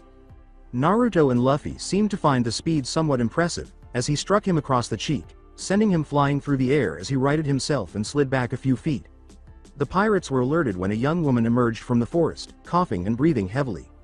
Usopp ran to her side and supported her while she gasped for air, asking, "Kaya, what are you doing here?" Kaya managed to exclaim, "Klahadore, he tried to kill Mary. I have to find out why," even though she was still having trouble breathing. His glasses were cracked, one lens irreparably broken, and the butler, now Klahadore, turned to the girl adjusting them. He became enraged over this as well and started to approach Kaya, but the girl pulled out a gun and pointed it at Klahadore. Klahadore calmly said, "Now Lady Kaya, put the gun down, and we can talk." Naruto had to acknowledge that Klahadore had been practicing pacifying this girl for years, and it was evident in the way he spoke to the young lady. As Usopp had to duck under her swings or risk being struck across the face, Kaya waved the gun around and yelled, "No, tell me now. Why did you try and kill Mary, and why did he say you were a pirate captain?" Klahadore let out a sigh. "Because it's true, Lady Kaya. I had planned to have you will everything to me, and then we would blame this pirate attack for your death. I used to be famous, the Captain Kuro of the Black Cat Pirates. I won't have my well-laid plan ruined by a band of sea ruffians and a village liar," Kuro said, his tone getting icy as he charged at Kaya at a rapid pace. Like most people, Kaya reacted and fired the gun, but it missed because Kuro was moving erratically. Kuro came very close to cutting Kaya, and her mouth opened in a scream. He actually approached close enough for Kaya to have been able to grab his glasses off his nose if she had been fast enough. However, Luffy's rubber arm encircled his neck and yanked him away from the young heiress, sending him down the slope as he righted himself once more and landed on his feet like the namesake of his crew. Luffy proclaimed, "No, I won't let you hurt the nice lady, she's Usopp's friend. If you want to hurt her, you'll have to get past me." Naruto turned to face his crew, who appeared indifferent to their captain and chose to stay out of his altercation. They did, however, yell encouragements at the rubber pirate captain. Kuro said, "Haha, too easy." His body went limp, and he appeared to disappear as his speed seemed to double. However, Naruto wasn't concerned because, a year ago, Chanel was able to move around that quickly, and Naruto didn't believe Luffy would be defeated so easily. Naruto was correct when Luffy made a side punch that seemed to be ineffective, sending Kuro flying into the stone walls on either side of the slope and nailing him in the face. He then stretched his neck back as far as it would go and encircled Kuro's body. Luffy yelled, "Now you can't run away. Gum Gum Bell," as he gave Kuro a forceful headbutt that knocked the obnoxious Black Cat captain out cold. Luffy rose slowly before announcing his triumph to the sky. Naruto leaned back as he hung upside down from the tree branch, then shifted his weight as he flipped through the air, landing on his feet as he dusted himself off. "Yep, that's Luffy, just the same as he used to be, if a little stronger." Naruto said, "Wonderful job, Luffy, nice to see that you may actually amount to something, and that me and Ace won't have to be saving you all the time." However, Luffy's group of jovial pirates blocked his approach to his adopted brother. Naruto tensed his legs and ran through the group with little difficulty, trailing off, "I'd ask you to kindly move, but something tells me you won't so." Actually, Luffy's tackle to the ground was the only serious incident he encountered. "Hey Luffy, nice to see you too. I don't suppose you could do a brother a favor?" replied Naruto. "Hey Luffy, you know this guy? That's the guys I saw, the wolf?" Usopp yelled and pointed to Naruto as the girl and moss-haired man asked. When Usopp started fighting with Naruto, Naruto yelled back, "It's a fox, woodpecker," without actually using his powers or retaliating. With his trademark smile that seemed to brighten the entire world, Luffy said, "Yeah, this is Naruto, my brother." A few seconds went by. "Brother," with a sigh, Naruto bounded through the Going Merry's kitchen, where a chibi version of himself was cooking food for his present transport system. As he dropped the fish into a cooking pot filled with broth, he picked up a knife from the counter and began chopping it up. Lady Kaya had offered them the ship they were now taking across the ocean to Reversal Mountain, and it had been roughly a week since they had left Syrup Island. Since there was no one on the crew with culinary training, Naruto had offered to provide culinary support as payment for his passage. Naruto had used Seagull Mailing Corp to notify Chanel prior to their departure. If SGMC were as good as people thought they were, he anticipated receiving the return package in the coming days. Naruto could see Luffy and Usopp tinkering with the ship's cannon, while Nami was studying a map outside the door. After giving the girl a smile and reaching sideways for something, Naruto felt a tiny tickle on his hand. He screamed like a girl and froze, turning slowly as he saw it. The largest, fuzziest spider ever. Zoro was probably sleeping in the crew's nest, a sluggish swordsman, but Luffy, Nami, and Usopp hurried into the kitchen. His swordsmanship was at least not completely hopeless. He was comparable to Naruto in terms of pure swordsmanship, but Naruto never used only swords in combat. He could transform into a demonic fox and had fire, lightning, fast reflexes, and an opposable tail. Not to mention the lack of skill with his sword.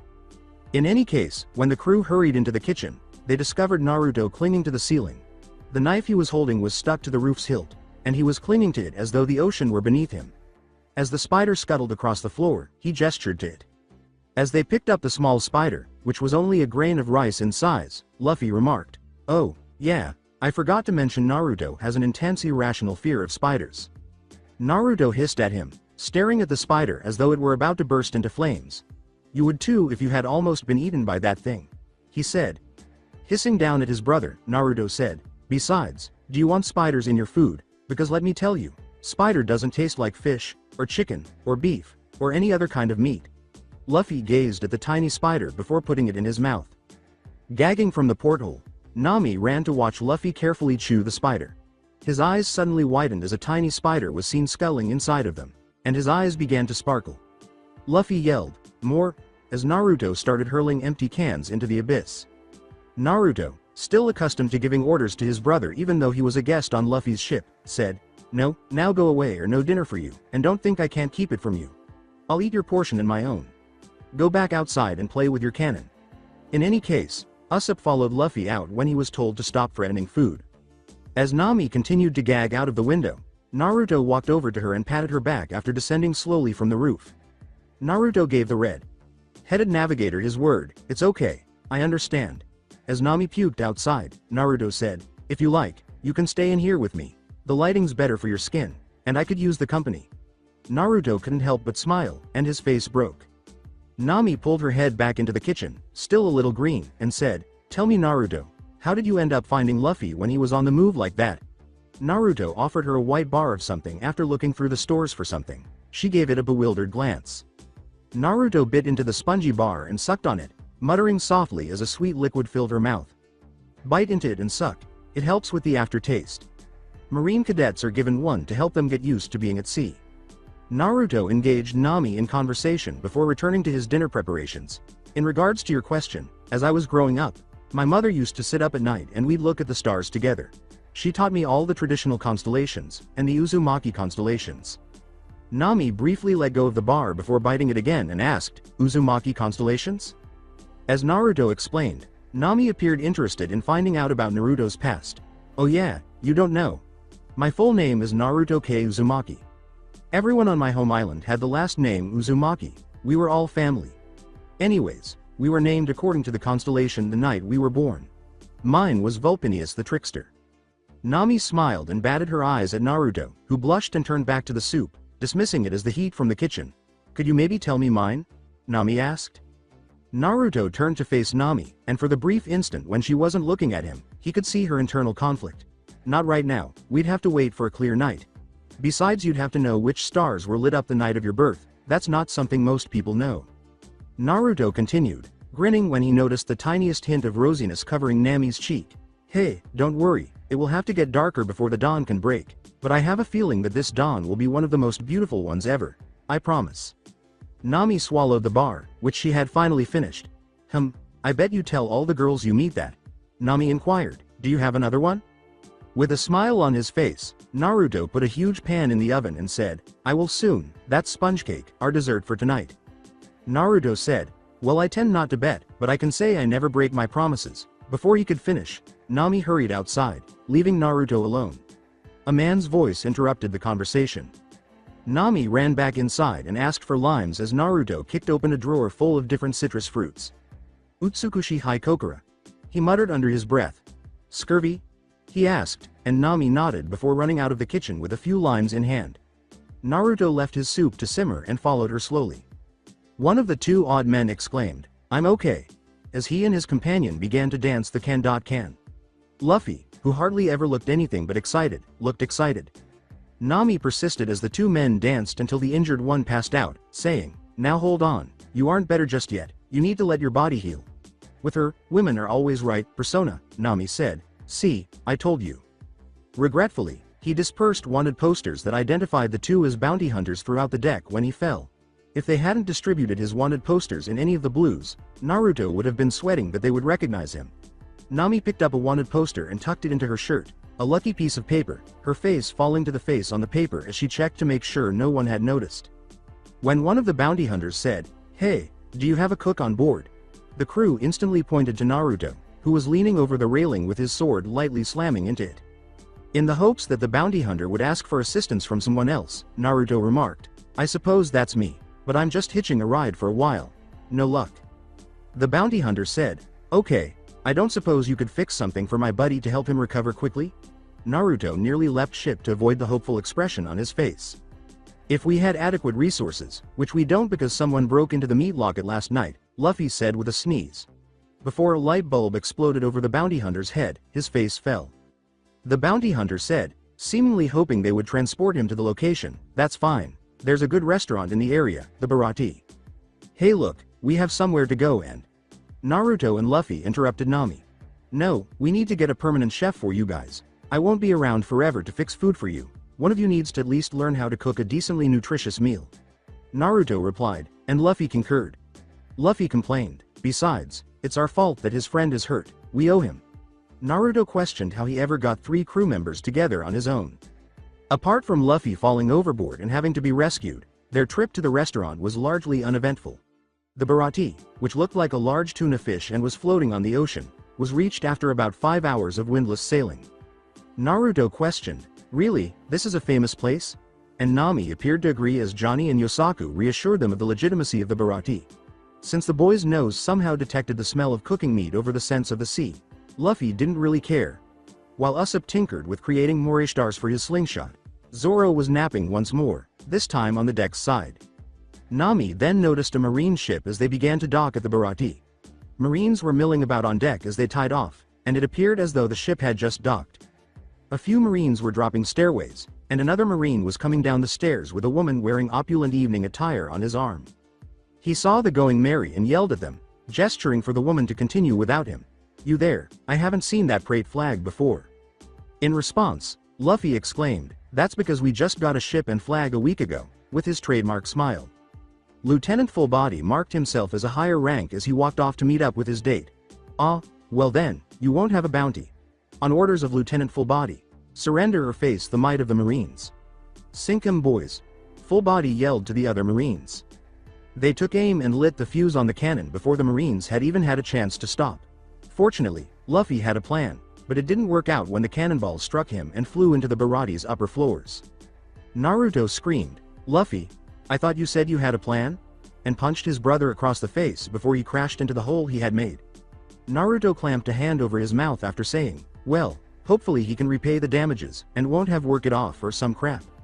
As he leapt over the side, Naruto grumbled, "Effin' Murphy's Law." The bounty hunters offered to remain behind and protect the ship, but the rest of the crew followed suit. Naruto didn't care enough to find out why the Marine hadn't attacked them again. As the crew entered the Baratie, they saw Fullbody, whose blonde hair was still slightly greasy from what was likely kitchen work, being held up by the neck by someone wearing a double-breasted dinner jacket. Given how well the man could perceive depth with just one eye, Naruto was bothered by the hair covering one eye. The man threatened, "Now don't waste food again, or else." Then another man showed up and grabbed the blonde's arm, causing him to let go of Fullbody, who fell to the ground and then crawled off like a dog with its tail between its legs. The blonde Sanji dismissed the man as he started to pick up the pieces of the bowl that Fullbody had broken, saying, "Sanji, you can't just do that to every guy that wastes a little food. A restaurant's customers are its lifeblood." Naruto approached the blonde and his coworker and remarked, "If that's true, then the food is oxygen. When the blood starts wasting oxygen, it needs to be removed." With a cry of, "Look out!" Naruto heard a low rumbling and leapt back, tackling Nami to the ground as she began to follow. Then, groaning as he attempted to lift the pieces of ceiling off of himself, Luffy fell through the roof. As Naruto and Nami began kicking him one after the other, he was never given the opportunity. After shrugging their shoulders, Usopp and Zoro went to a table and settled into the chairs. Zoro ordered sake, while Usopp ordered a fancy steak. With tiny canaries circling his head as he passed out, Luffy uttered, But I don't want to stay here, Nami. Can't I please have more food, Naruto?" As he glanced around, Naruto muttered, "Well, that should teach him. Now to figure out what Luffy owes the guy who owns this place." He chose to ask Sanji. He dropped to one knee in front of Nami, and as he opened his mouth to ask, Sanji flew past him with hearts in his eyes. As Naruto stalked in the direction of the blonde, he became irritated. Before Nami could respond, Naruto pushed between them. "Oh, what a noble thing I must have done to have earned the presence of such a beautiful angel. May I ask thy name, dearest maiden?" Sanji asked. Naruto growled in intimidation and threatened the blonde, saying, "You may not, you pervy blonde cook. Now leave Nami alone or else." With sparks flying between them and flames of righteous rage flaming up behind them, Sanji snarled back as they butted heads. Naruto grinned stupidly as Nami appeared out of nowhere and struck them both over the head as they split apart, Sanji swooning over Nami's beautiful fists.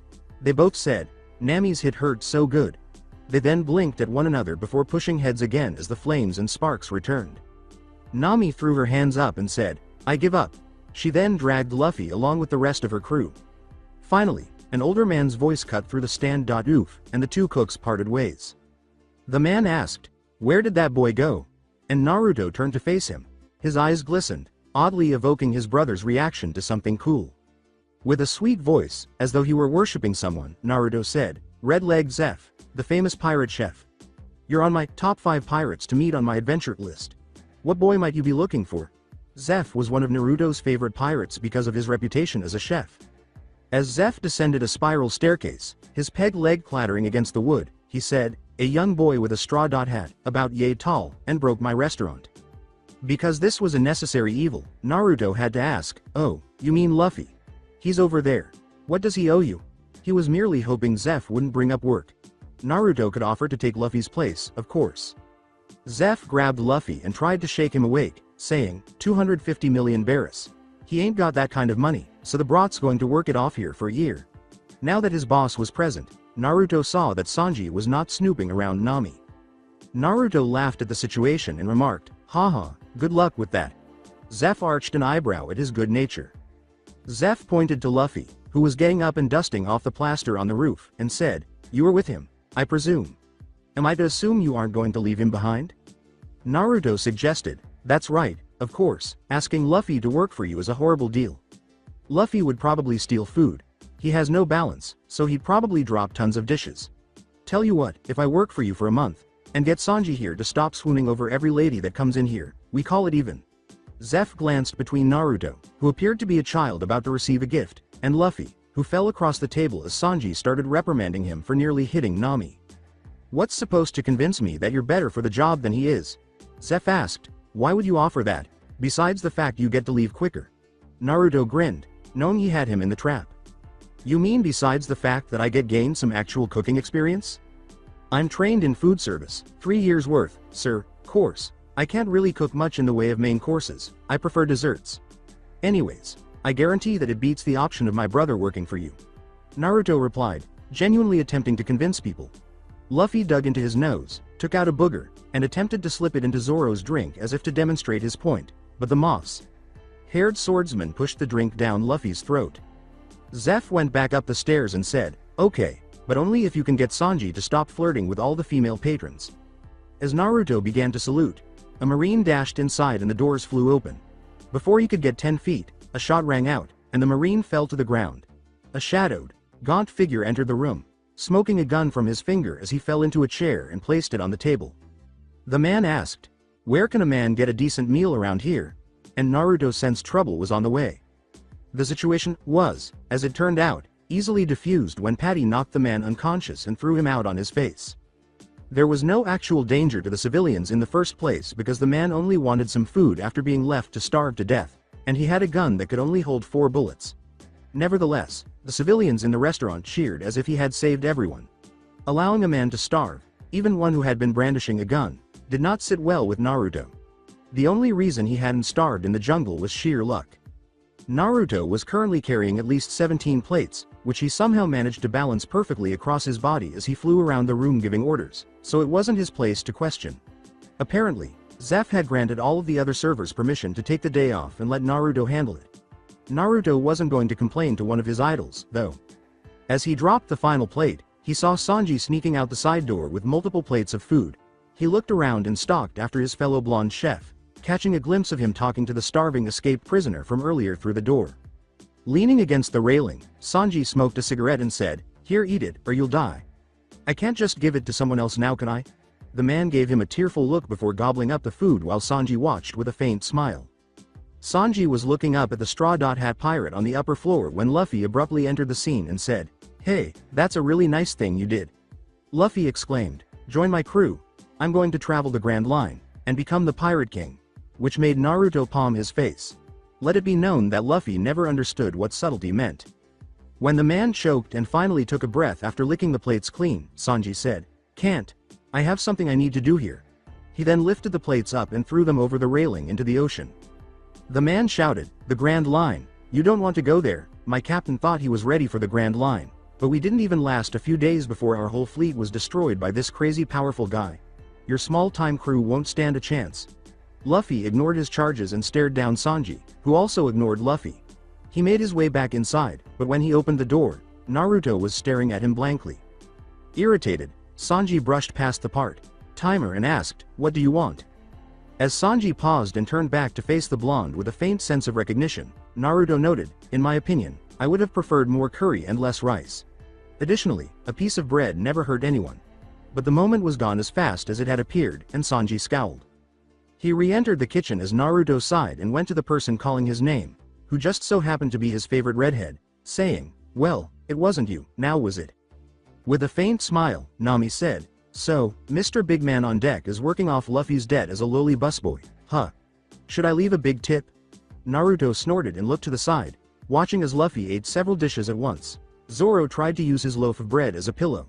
And Usopp, possibly the most polite of the three, methodically cut a steak into identical pieces. As he watched a waiter go by, Naruto muttered to himself, "Nah, keep your Barris, you need them more than me, and besides, I've got a plan." "Who said it was my Barris?" Nami asked with a smile, and Naruto grinned at her joke before a sardonic grin took its place. As he walked away to clear a table, Naruto chuckled to himself, telling the redhead, "Well, Luffy's broke as a joke. Usopp's wallet has been swiped so many times already, I wouldn't be surprised if it was full of and Zoro is a pathological borrower and probably owes God knows how much in debts. So it would probably be your Barris funding my escape, so I feel inclined to inform you that if you wanted to spend more time with me, all you had to do was ask." Thus, it went on for a few more hours until Zeph showed up in the kitchen while Naruto was getting dishes for patrons. He couldn't help but listen in on the proprietor and his fellow blonde chef as they conversed while he waited. The chef in question appeared from inside a giant tuna and then went back to his original location. "So you're telling me several dishes just vanished into thin air? I might expect this from one of the junior chefs, or filet fry," he said. As Sanji gritted his teeth, Zeph crossed his arms over his chest and said, "But not you, Sanji. Didn't the elderly man always advise him to feed someone if they were hungry?" An unexpected voice cut him off as he opened his mouth to respond sharply. Although neither Sanji nor Zeph really believed him, Naruto confessed his alleged crimes while balancing 15 plates across his body without one of them wobbling. "Sorry boss, I wasn't watching what I was doing and dropped some plates. I didn't want you to find out so I tossed them overboard. You can ask Sanji, he caught me, but I begged him not to tell you since I didn't want them to be added to the debt." Nevertheless, it was evident to both men that he would accept the penalty rather than allow Zeph to discipline Sanji. Zeph turned on his peg leg and left the kitchen, Naruto maintaining a straight face while turning, somehow managing to send all 15 dishes skittering across the bar and into the hands of the passing wait staff. "Well, you were right. I would have added them to the debt owed, but since you tired to hide it rather than come clean, I'm going to double the charges. And you're constrained to washing dishes until your buttery fingers improve, understand?" Zeph said. Naruto brushed past Sanji, who watched the blonde leave with a casual air, and said, "Well, guess I'm off to the sink." For some reason, Sanji reached out and took the arm of the person who was now considered to be the dishwasher. Naruto raised an eyebrow as he turned back to face him. He said, "Thanks. Stay late tonight, and I'll show you some stuff." Naruto nodded and grinned as he drew away to the big sink and turned the knob all the way over as hot water filled it up. As he attempted to meet the cook's quick demands, the blonde's hands were in soapy dish water within minutes, scrubbing away at the used dishes. He appeared to be the only employee at his current job once more. Sanji spent that night teaching Naruto how to cook various meats according to their level of toughness and then watching him do it. By the time they were done, Luffy's trained nose had detected Naruto sneaking back onto the ship from the different smells of cooked meat. But Luffy was put to bed for the night with a swift fist infused with haki, and Naruto collapsed into bed, surrendering to sleep. The haze in Naruto's mind and his friends' and crewmates' dreams were chased away by the premature arrival of morning. As the different chefs selected and served breakfast to the staff, other chefs, and the earlier patrons, including Luffy's crew, he staggered into the baratie, rubbing his eyes and washing his hands before putting on an apron and starting to run the dishwater into the sink to get ready. He started his day's work by consuming his own plate without consequence. As customers started to arrive, Naruto became engrossed in the monotonous tasks of his job, and the hours passed slowly. A hand on his shoulder snapped him out of his reverie. He turned and saw Zeph directly. Zeph led the blonde away from the sink while he dried his hands and said, "Yeah boss?" Zeph pushed him to the door and said, "A package has arrived for you with your crew." Zeph gave the order, and Naruto nodded dutifully before hurrying out the door toward the table that Luffy's crew usually occupied. "And when you get back, we need another waiter so you're being moved off dish washing duty. Hopefully your short stint washed off all the butter from before." Luffy appeared to be inhaling the food as he held a plate of meat in front of him, as was customary. Zoro was sitting next to him, sipping from a mug of alcohol, while Usopp was entertaining a number of onlookers with stories about his exciting travels. At last, Nami wasn't there. Zoro pointed to a box on the floor next to the table, and Naruto said, "Zeph mentioned a package arrived for me?" After thanking him and setting the box on the table, Naruto opened it to discover the message he had sent to Chanel. He went to retrieve them, but was stopped when the front doors were flung open. Yosaku yelled, "Big bro Luffy, big bro Zoro, we got trouble," drawing the attention of the table and a few other restaurant goers. As the Straw Hats leapt to their feet, he went on, Big sis Nami kicked us off and took the ship somewhere." "What?" they cried, but as they hit the ground in a crumpled heap, Yosaku was flung inwards by a flying Johnny. A big figure blocked the open door and staggered inside, revealing a big man wearing a tattered cloak and being held up by the same man Sanji had fed earlier. The man in the cloak said weakly, "Please, help us." Zeph and Sanji turned back to the kitchen in silence. "Don Krieg," said the man. "Sanji, you fed me, can't you make some more food for the rest of our crew?" he screamed. When Krieg received no answer, he snarled and lifted his cloak to reveal a big man in golden armor pointing multiple guns at the location. He commanded, "My crew is starving. I need enough food to feed 50 people, right now." Patty showed up, grinning and bowing before bringing out a cannon and shooting at the man, but the smoke cleared and he was unharmed. He pointed his guns at Patty and was about to fire when a big bag of food fell in front of him. The armored man punched Patty angrily, knocking him away. He saw Zeph standing there when he looked up. "There's enough food in there for 50 meals. Now go feed your crew," ordered Zeph. Krieg merely gazed at Zeph and then grinned. "Red-legged Zeph, the famous pirate captain. Rumors have it that you kept a log of your path through the Grand Line. With that, we'd have no trouble getting through it. As soon as my crew is fed, you're going to be taking this place and that log," Krieg growled as he turned to go. "Come Jin, we have work to do." Zeph walked away without even glancing at Krieg, saying simply, "That's fine, now that we've fed you, we can beat you." The cooks turned against Sanji as soon as Krieg and Jin left. As Sanji smoked, Patty yelled, "Sanji, why would you help them? Now they're going to attack the Bharati." He said plainly, "I won't let anyone starve." Patty was raised by his suit jacket collar. He questioned, "What kind of twisted logic is that?" Zeph interrupted. Zeph said, "The kind of logic that you can't understand. None of you except Sanji can understand what it is to starve, to be at the mercy of the ocean." Patty then let Sanji go, and he straightened his jacket before everyone started to leave. The Straw Hats followed, realizing that the Going Merry was indeed gone, and Nami took it with them. They could just see the ship floating away in the distance. Naruto said, "Okay Luffy, what should we do?" just before a roar pierced the atmosphere. The only warning was, "Captain, it's him. It's the same guy that took us down last time."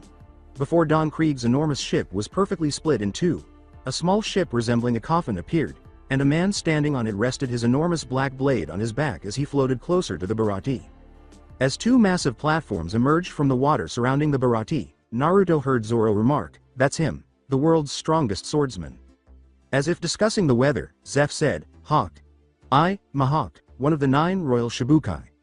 Zoro tightened his grip on his swords and then called out his challenge to the swordsman who had arrived.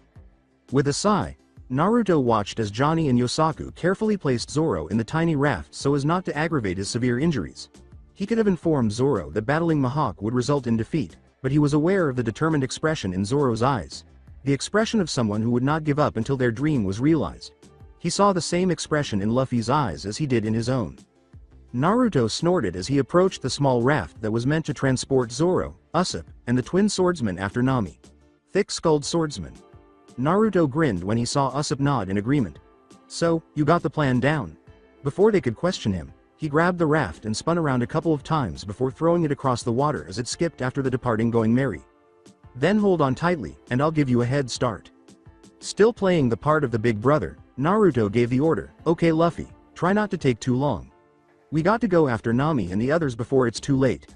With a nod, Luffy cracked his knuckles as the pirates started to scale the platform. As he flew at Don Krieg, Luffy extended his arms and grabbed onto some debris. Zeph turned and raised an eyebrow, saying from behind the blonde, "He'll be fine."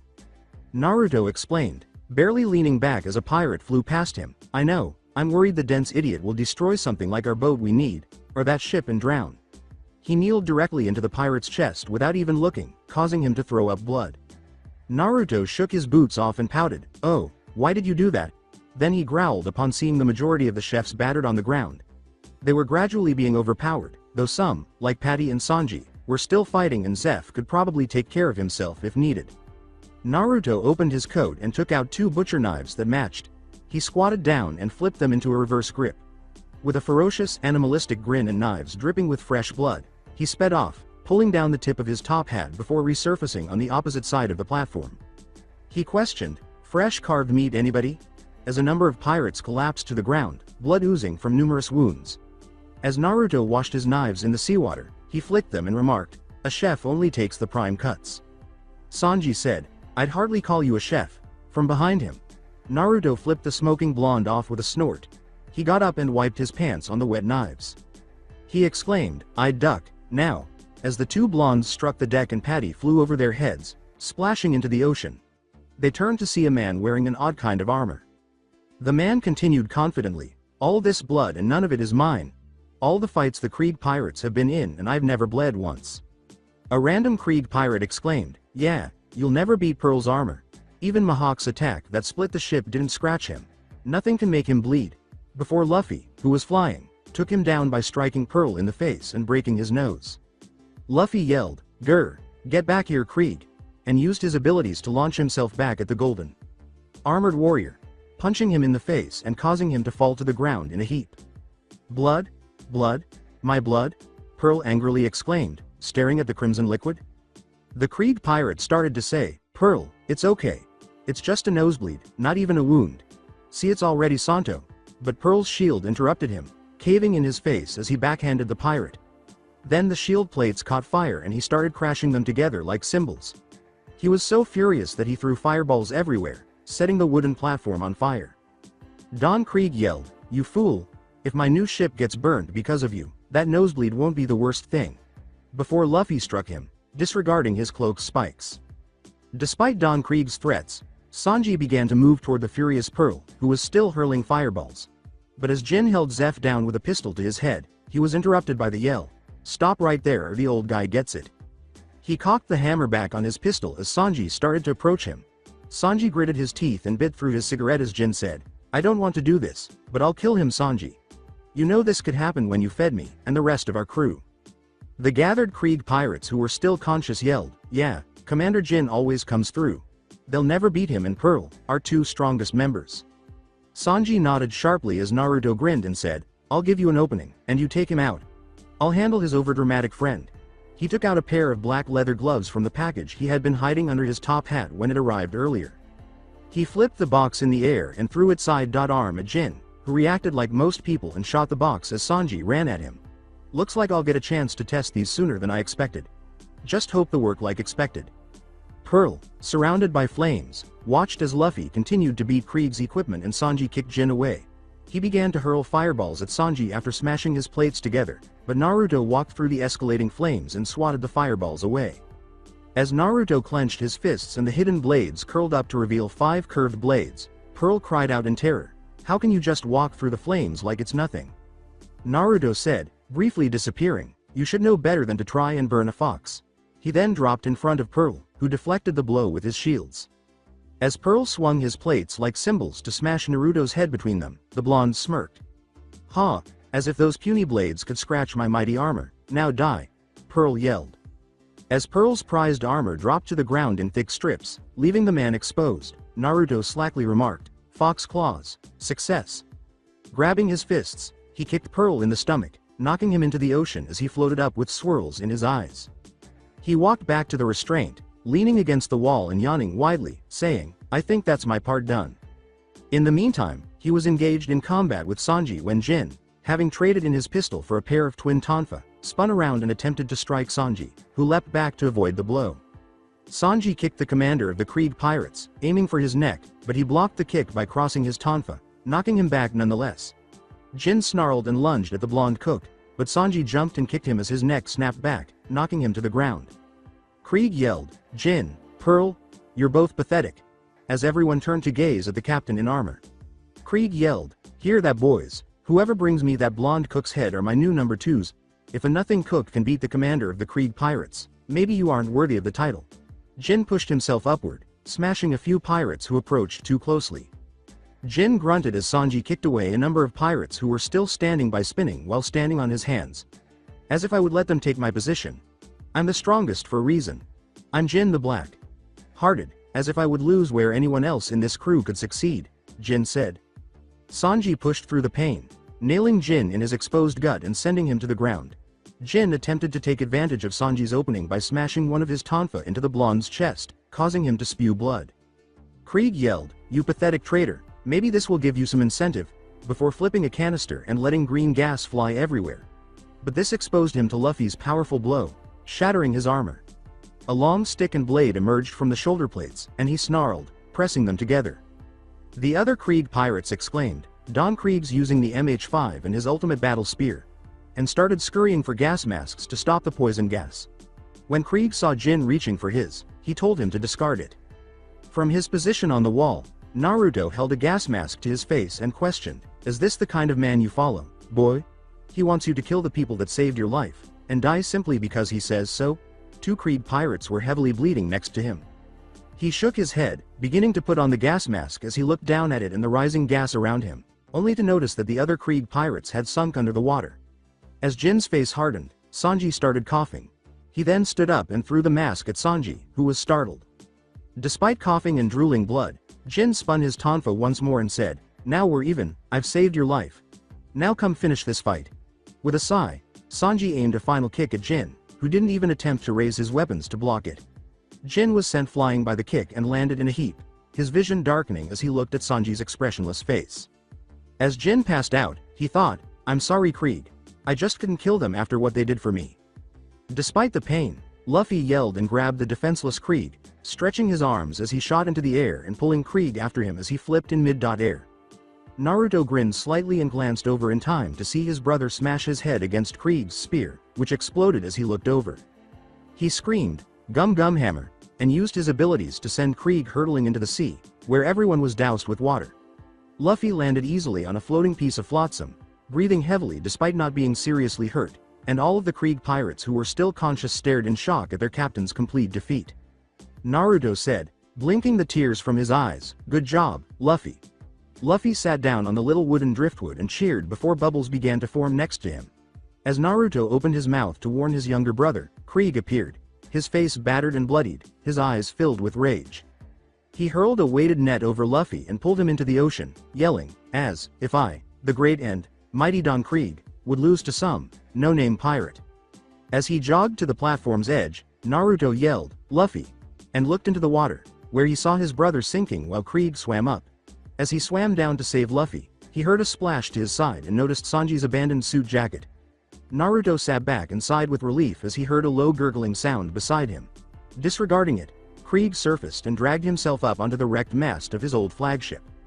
That gurgling voice next to Naruto said, he almost just killed your brother, and yet you're just sitting there like it's nothing. He jabbed Jin in the head while grinning maskily. Jin laughed, then coughed up more blood as the poison slowly killed his body. Naruto explained, you're one to talk, I saw you not even try and stop Sanji from finishing you off. Why was that again? Besides, if I got revenge on everyone that tried to kill my brother, I'd never have time for my own adventures. He wanted to be a pirate. The constant struggle for survival is part of the territory. Naruto reached up and took off his gas mask, pressing it against Jin's face as his breathing became easier, despite the occasional cough. As Jin coughed and moved the gas mask to avoid drowning in his own blood, Naruto asked, tell me, why do you follow Krieg when he would so easily sacrifice you? He took a deep breath of pure air and replaced the mask when it stopped. He looked thoughtfully at the man who was now shouting at the other Krieg pirates for losing to such weak pirates and replied simply, he was the strongest. Jin chuckled softly before a gurgling cough sucked his breath away as Naruto continued his line of inquiry, and now? Naruto nodded, and Jin responded, he's cough, my captain. The two watched as Sanji eventually reappeared with Luffy, who was blue as the blonde chef pulled him onto the platform and pressed against his chest. Jin glanced at his surprise, then at his thoughtful expression. And what if a different captain were to offer you a place on his crew? The blonde asked. He reflected on his first encounter with Krieg and his vow to follow him to the end of the seas as he gazed up at the clear blue sky. A thickly accented voice said, well, what have we here, boys? It looks like we get to be the ones to bring in the pirate captain Don Krieg.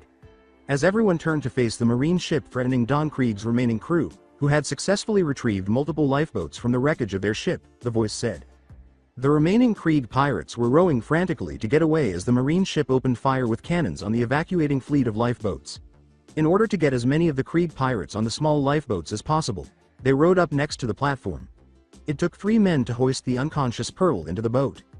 After apologizing to Naruto, Sanji, and the other Baratie chefs, Jin got up and attempted to board, but a bland Krieg pirate pushed him back. As if we'd allow you on this ship after you failed Don Krieg. He yelled, and the others complied. Jin got to his feet, but the pirate punched him in the broken ribs, causing him to cough up more blood. Jin attempted, but was unable, to jump after them and board. He screamed, "Wait, don't leave me here," but was ignored as he collapsed to his knees, gasping for air, and the sound of cannon fire engulfed him. He felt a hand on his shoulder and glanced up at Naruto's expressionless face as he extended a hand to assist him in standing. As Jin gazed at the hand and then at the escaping Creed pirates, he said, "There's a place on my crew if you'd like it." Jin grabbed Naruto's hand and pulled himself up, declaring, "I swear I'll get stronger. Stronger than even you, Don Creed, and when that day comes I will prove that I don't need you. I will show every one of you that it isn't the captain that makes a strong crew." To them. Naruto said languidly, "Welcome aboard." She turned away and went back inside to get more coffee. The boat drifted along after Nami on the Going Merry, followed by Johnny, Yosaku, Usopp, and Zoro. Naruto yawned as he lay back on the small boat. Napping in the warm midday sun even with his eyes closed, he could sense the tension between Jin and Sanji on the boat, but Luffy was unaware of it since he was sitting at the front, oohing and awing at everything. He grinned as he recalled Sanji's tale about his desire to locate the All Blue.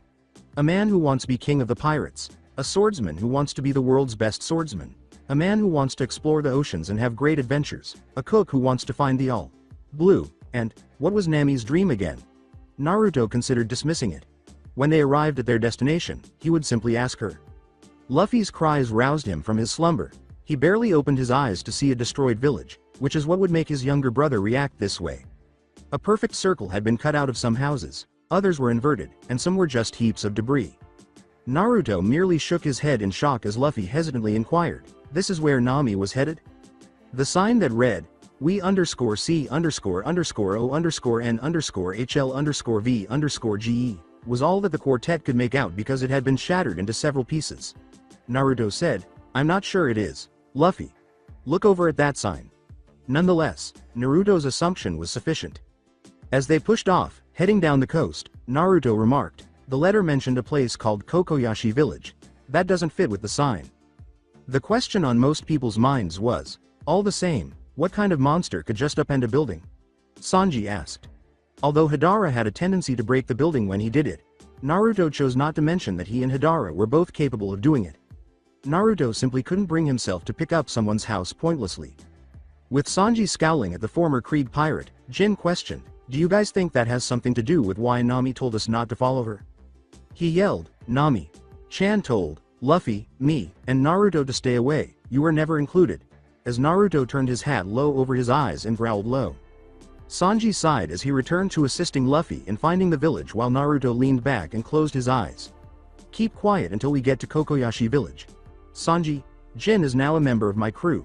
He even apologized to you and the others back at the Baratie, so deal with it unless you want to take it up with me." Without giving it any thought, he reached into his pocket and took out the piece of paper he had discovered there following the altercation, his gaze straying over the letter. "Greetings, Straw Hats, I'm going to leave you. I have a task to complete. I wish we could continue adventuring together, but I have to honor a commitment I made to some people. For the benefit of both of us, please do not follow me. You should avoid Kokoyashi Village if you wish to protect your brother. Regards, Nami." He turned it over and discovered that it was a map with a route already marked from the Baratie to a southern island. The island even had a large X and a number of damp areas that might have been caused by sea spray or something. As the boat crashed into the sandy beach, Naruto heard Sanji and Luffy conversing, and he clenched his fist tightly, thinking of the red-headed navigator. This one was unaffected as Luffy ran around yelling as people started to pour out of the houses. "Hello, anybody here?" Luffy exclaimed as he ran into the village ahead of them. The crowd started to encircle the quartet, who were standing back in the center of the crowd as the villagers started removing pitchforks and wooden sticks. "Who are they? They look like pirates." "Pirates? We can't afford any more pirates around here," the crowd exclaimed to one another. As a brunette ran off toward a house on the outskirts, someone said, "Someone go and ask Genzo for a couple of his swords." As the crowd started yelling their disapproval, Jin spoke for the quartet, saying, No need for swords, we come in peace." A few punched Luffy, but the Straw Hat captain chose to ignore them. Without being seen, someone said, "What do you pirates want? We haven't got any money or treasure for you to plunder." Another voice murmured, "Hide the women and children." The crowd fell silent as Luffy said, "We're here looking for our friend Nami." Naruto now interrupts the elderly man who said, "Go to the north and look for a village. We already did. The place was wrecked. Are you saying that Nami did that? The blonde asked doubtfully. The brunette from earlier ran back wide-eyed as a younger voice said, not directly, but the members of Arlong's fishmen destroyed the village when they couldn't pay him off anymore. You should just give up on your friend and get as far away from this island as possible. The crowd gasped and dispersed, with some people hiding in their homes and others going to investigate. He's here, Arlong's at Genzo's house. He's trying to pressure him for more money, she hissed. This group included Luffy and his companions, who leapt onto the rooftops to observe the altercation. An old man was being held up by the collar of his shirt by a big, blue-skinned man with a sharp nose. Luffy muttered, he has a pinwheel. But Sanji covered his mouth to silence the pirate. As he pointed to the little stack of swords and knives, the blue-skinned man said rhetorically, I heard rumors that someone was hoarding weapons in this village. Then, I come here and what do I find? The old man said, no, I just collect antique weapons. I'm an elderly man. I don't even know how to use a sword, Arlong. Arlong gave him a savage smile. As the crowd grew, Arlong scowled and used his only free hand to grab a building corner, lifting it into the air and then flipping it over as he put it back down. Let Genzo go, Arlong, the crowd yelled. Arlong abruptly dropped Genzo as a tiny black ball struck his hand. You don't tell me what to do, you peons. I'll let him go just as soon as he pays for all these weapons he owns. I think 30 million beris should suffice, as well as all these antique weapons. That's correct, the Great Yu Usopp is defending this versus village. Usopp, trembling like a leaf, said from a nearby rooftop. As another fishman stepped forward and spat at Usopp, who scurried for cover and attempted to flee, only to be clotheslined by a third fishman, Arlong commanded, oh well then I'll leave them alone. Deal with the pathetic waste, Shu. As they began to leave, Arlong remarked, good job, Karubi. Now bring him back to Arlong Park. As the fishmen left, Usopp threw over Karubi's shoulder like a bag of potatoes and Arlong threatened, we'll be back same time tomorrow for the money, and if it ain't here, I'll be very unhappy. Luffy started to follow Arlong, but Naruto stopped him and shook his head. As Luffy took care of his crewmate, he sighed and then shook his head in assent. Usopp can wait. He's a Straw Hat pirate, which means he won't be taken out that easily. Right now, we to get that guy to a doctor and find out what the deal is with this Arlong guy and Nami, K? The blonde said. After that was resolved, the four of them hopped up, with Jin and Sanji supporting him. A woman with blue hair saw the men and began to leave, saying, follow me. Sanji released Genzo, wriggling with hearts in his eyes as he followed the woman, and Jin grunted. Nevertheless, Jin followed them without comment. Jin put Genzo down in an empty chair as the woman started to tend to him, and Naruto followed her into what he assumed was her home. Without glancing at the quartet, the woman said, so, tell me, what is that you really want from my little sister? When she didn't hear back, she changed her statement to, I'm Najiko, Nami's older sister. Now tell me, why are you here, and don't lie to me. Najiko ignored Sanji's affectionate remarks. Najiko blinked in surprise as Naruto and Luffy both stated, simultaneously, with solemn expressions, we're her friends. As Genzo snored softly, Najiko sat back in a chair and remarked, not very good friends if she ran off without you. She probably just told you that so you'd let her near your treasure. As Najiko stared at the ground, Naruto said, well, we have no treasure to begin with so it wasn't her best choice. Now how about you tell us why she's a member of Arlong's crew? She then started to tell how their mother Bellamere had found Nami and raised her with Najiko until Arlong arrived and started taxing the village. Because she didn't have enough bears for herself and her daughters, she was put to death. And lastly, how Arlong wanted Nami to draw maps for him after seeing her maps and how he would allow Najiko to live tax-free if she did. Naruto pushed himself up and made his way to the door, saying, so, Nami's being forced to help Arlong to keep you safe, even though he killed your mother. That doesn't add up. Why would she leave to steal treasure from pirates if she's supposed to be helping him? Najiko started after him and asked, where are you going? He opened the door, but Najiko grabbed his shoulder as he said, to find Nami and get some answers. Something is missing from your explanation, and I have a feeling only Nami will be able to answer my questions. With a tear streaming down his cheek, Naruto looked down and pulled the brim of his hat low over his eyes as the brunette asked inquisitively, and what makes you think she'll just tell you? He snarled as he pulled free, bending down and racing toward Arlong Park. Because I never knew my father, all I had was my mother, and when I lost her, all I wanted was revenge. I need to know how she can just help the man who did that, he said. He left Najiko to reach for him. Naruto heard the words whispered in his ear, Naruto. Naruto, wake up. It's mommy, However, all he could see was red as he recalled her dead body and the blood that covered the ground. With a loud rag, he snapped, yanking his sword from its spot at his side and whipping it in a circle. He then switched grips and slammed it into the ground point first, sending fragments of light flying. He took a deep breath, put the blade back in its sheath, and started running toward Arlong Park and, ideally, Nami. The pair of watchful eyes that had witnessed him lose his temper escaped his notice. Naruto stopped without losing a breath and listened to the voices inside the walled off Arlong Park while leaning against the wall. Naruto didn't recognize the voice. It didn't sound as ruthless as the previous ones. Are you really going to let her go after she pays the 100 million beris, boss? Of course not, Hachi. The girl's ability with a pen is unrivaled. We'll just keep milking her for more money, since she'll never be able to pay 100 million beris. She can't stay away from here for too long or else I may lose my temper, and every time she comes back, we'll just take whatever she has and act none the wiser. Arlong said. Within the fishmen, the blood of Naruto started boiling. As Naruto clenched his teeth and refused to accept that Nami would murder Usopp, Hachi uttered incredulously, I still can't believe she just stabbed that guy with the long nose earlier. No hesitation. As Hachi apologized, most likely not for the first time, Karubi angrily remarked, and I still can't believe you just carried Zoro out of here. As Arlong grunted in frustration at this line of inquiry, Hachi said, Hey boss, how are we going to just take all Nami's money? Surely she'd notice one of us taking it, plus we don't even know where she hides it. After Naruto gave a low growl and noticed some bubbles coming from the shore, Arlong remarked, You idiot, did you forget we have the local marines in our pocket? All we have to do is just give them a little money and they help us. I've already sent them to collect what is due ours. While Usopp was below the water's surface, attempting to evade detection, Naruto peered closer and noticed a reed protruding from the water. Naruto lowered his arm into the water and looked around before he grabbed the sniper's overalls and pulled him out. The blonde put his hand over his mouth before he could speak. Naruto whispered to the curly-haired sniper, Shish, we got trouble.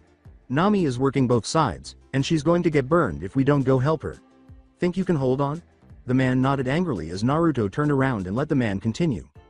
Naruto grinned and started running down the dirt road, bending low like a sprinter as his feet blurred and Usopp had to pull his goggles down to prevent his eyes from drying out from the wind. With hardly a sound, Naruto stopped and turned to face the quiet village. He left Usopp on the ground and proceeded down the main dirt road, searching for any indications of life. He ran in the direction of the last location he saw Luffy and his crew after failing to locate any. He tensed his legs and jumped onto a rooftop, hopping between buildings as he hurried across the village, easily locating the charming house. He knelt down and peered over the roof's edge, hearing voices. Just a moment before, Nami was arguing with her older sister, Najiko, when a shabby man wearing a marine coat approached her. After telling Luffy to avoid the island, she returned to the village and found him sitting there, which infuriated her. She confronted Najiko about what she had told the Straw Hats after yelling at him and pushing him out the door. As Nami glared at him for interrupting her, the mousy marine said, Hello, are you Nami the pirate thief? With no regard, Nami replied, Maybe, who are you? I'm Nezumi, the marine captain stationed near here, and we've received reports that you've been stealing people's money. Nezumi stated with authority. As marines swept past the girls and stormed into their shared home, he added, Naturally this is illegal and we need to seize these stolen possessions. Nami tried to follow but was stopped by a marine standing guard at the door. What? No, you can't do that, she exclaimed. With his hands behind his back, Nezumi remarked, Of course we can, we're marines, and we uphold the law. Nami gritted her teeth and remained silent as he asked, Are you resisting because that would not be recommended? A marine emerged a few seconds later. Nezumi nodded sharply and smirked as he said, Sir, we couldn't find anything inside, should we search the property? As the marines saluted and marched into the tangerine grove with shovels in hand, Nezumi gave the order, Yes, search the entire area. Dig up the tangerine grove if nothing turns up. She's hidden those 100 million beris somewhere around here. As Naruto chose to step in, Nami accused, Wait, how did you know it was 100 million beris? Arlong sent you, didn't he? Nezumi grinned in response. With a disarming smile, Naruto said, That seems a bit harsh. He then landed on the ground. As Naruto shrugged, Nezumi remarked, Who are you? I think you're one of her associates, and therefore we'll need to confiscate your possessions as well. While cleaning out his ear with his pinky, Naruto slackly remarked, You're welcome to try, but I can't promise it'll be pleasant for you. As Naruto shrugged his shoulders, a raven-haired marine taunted, What, you're going to fight all of us, Blondie? We have you outnumbered 20 to 1. even if Nami tries to resist. Besides, we have protection on this island. As Luffy landed next to him, Sanji emerged at his side, followed closely by Zoro and Usopp. "Who said I was alone?" he asked. Finally, Nezumi started to perspire before drawing his flintlock and firing, and Jin appeared. The Straw Hats rushed into the Tangerine Grove to eject the Marines with force, which set off the fighting. A Marine shouted, "I found it, over here sir," as Naruto slowed back and observed the one-sided battle. While Naruto was preoccupied with a charging Marine, Nezumi slithered off, tripping and colliding with the ground head on. He chased after the escaping Marine captain, but he ducked aside as Nezumi fired his flintlock, growling as he took something from his pocket and tossed it to the ground as Naruto pursued him. The Tangerine Grove was on fire in a matter of seconds as Naruto snarled and charged at Nezumi, a wall of flame rising in his path. The snarky captain smirked before Naruto dove through the flames without slowing down and brought down the Marine, who struck his face against the lockbox where Nami kept her money. Naruto pulled Nezumi's coat off and used it to try to extinguish the flames. Nezumi said through a broken nose, "How can not hesitate when facing those flames?" as Naruto pulled him up and put him down with a good punch. As Nezumi leapt to his feet and fled swiftly with the lockbox in hand, Naruto growled and started to dig up dirt to put out the fire. "The flames of your injustice are mere sparks compared to the flames of my anger." Despite his loud curses, Naruto was unable to pursue him without abandoning the fires to become wild. When the volunteer fire department launched a bucket brigade and doused the flames as Naruto shook off the ash coating he had acquired, the village finally appeared to notice the smoke rising from the grove. He noticed they were missing someone as he made his way back to the group. "He got away, sorry," he said this to Najiko before turning to face the house, which was in ruins from the Marines' unauthorized search. As Najiko looked down, he asked inquisitively, "Where's Nami?" Naruto received his response as he fled towards Arlong Park, his legs moving too quickly to be seen as he felt his rage building inside. Alongside Nami, furious, the orange-haired navigator rushed into Arlong Park, glaring at the saw-nosed fishman and pushing past the fishmen, who didn't even bother to cover their smirks. Although Nami could see a faint smirk beneath his indifferent face, he gave her a contemptuous look. Nami screamed at the fishman after he smirked this time, "What happened to never breaking a deal when money's involved?" He crossed his heart mockingly and said, "I don't know why you're angry, Nami, but I promise I had nothing to do with it. I didn't break any promises." As Arlong stood, shaking his head in despair, Nami growled, You really think I'm too stupid to know that you sent those Marines to steal my money? Especially when they claim to have your protection." Disapprovingly, Arlong said, Nami, I would think after all this time you would learn not to believe everything a Marine tells you. But if you lost the money, then I'm afraid you'll just have to start over." Nami's fists were whitened. Nami flipped on her heel and began to leave, shouting, "Like hell I am. I'm not going to give you any more money." Instead, the shark fishman grabbed her arm and pulled her back, stopping her. Arlong began, "You know the deal, Nami," as Nami swallowed, bit her lip, drew blood, and made a feeble attempt to pull away. "I get my 100 million berries, and Kokoyashi village is yours. But if you're not going to even try and get me the money, then I can't promise that village will be there when you come back next time," Arlong said as Nami fought back the tears. Even though she was itching to leave and get away from him, she couldn't let a small argument ruin her village. Nami turned to face the walking blonde as a strong voice said, "I'd appreciate it if you let go of my friend." Nami muttered under her breath, "Naruto." As Naruto sneered, a fishman commanded, "Who are you, human? Explain yourself and then get out. Your kind aren't welcome in Arlong Park." The fishman reached up to catch it, releasing Nami as Naruto scooped her up and held her protectively. Naruto said with masked pleasure, "You could call me an anonymous benefactor." As Naruto turned to go, Arlong asked in confusion, "What is this?" Tears were streaming down Nami's cheeks and onto his chest, and he could feel them. As the fishmen watched him go, Nami looked up at Naruto in disbelief and he growled, "A check for 150 million berries. Now Nami's paid her debt, so get lost." A random fishman asked, "But I thought she just owed 100 million? As Naruto tensed his leg and gave him a murderous look, he kicked Arlong Park's gate once with hardly any effort, sending the enormous iron gates bouncing across the ground with a dent in the middle as Naruto bounded off. As the fishman watched him go, he said sharply, "Then you have enough to buy yourselves a new gate." With a furious expression on his face, Arlong clenched his fists and crumpled the check as he gave the order. Arlong growled, "Follow them, and destroy that village." The fishmen swallowed uneasily and nodded dutifully as they marched after the redhead and blonde. Once they were gone, Nami started to wriggle and Naruto stopped, staring down at her as she pounded his chest while tears were pouring down her cheeks and her eyes were squeezed shut despite the fact that it didn't stop them. She hissed, "You stupid man. I could have handled it." Naruto held her while she continued to beat him, grinning dimly. While Naruto leaned down to kiss her forehead, she muttered, "Why would you help me, when I already told you and your brother to leave me alone?" As Nami got free, she stared at Naruto with wide eyes and bloodshot eyes as she attempted to pull away from him. Naruto explained, "Because no matter how much you may beat us and yell at us, we're friends. I could hear your heart crying out for help, and I couldn't ignore that." Nami questioned incredulously, "But you just gave them all that money like it was nothing. How do you even have that much money?" While Naruto laughed and sheepishly rubbed the back of his head. Before his face became serious, he said, "I have my ways, Nami-chan." Nami noticed the sudden change in his expression and said, "And I would have done the same if it was 300 million beris, because there is no price too steep for me to pay for your happiness." Nami stared wide-eyed as Naruto spoke. They appeared to be drawing closer together as she approached him, but a loud cry cut them off, and Nami jumped back as Naruto turned to glare at the intruders. He shoved Nami behind him, and about 20 fishmen turned to face him. As Nami looked at him as if to argue, Naruto grinned and said, "Get back home, Nami-chan, I'll handle this." Naruto said, "Go on, I'll be fine, I promise, and if there's one thing you need to know about me, I never break my promises."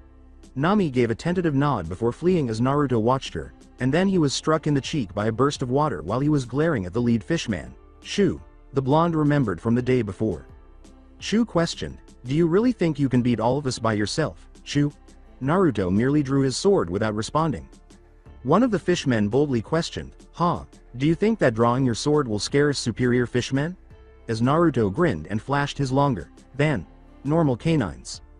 Naruto sprinted at them, eviscerating several fishmen before they could react, his blade coated in crimson as he gazed at the growing pool of blood. A blade is not a tool of intimidation. To draw your blade is to declare intent to bleed, and quench your blade's thirst, and to do anything less is a dishonor to the swordsman name. He swatted away Chu's water gun attack with the flat of his blade without even looking up, striking one of the other fishmen as he fell, carefully clutching his now bleeding shoulder while Naruto snickered.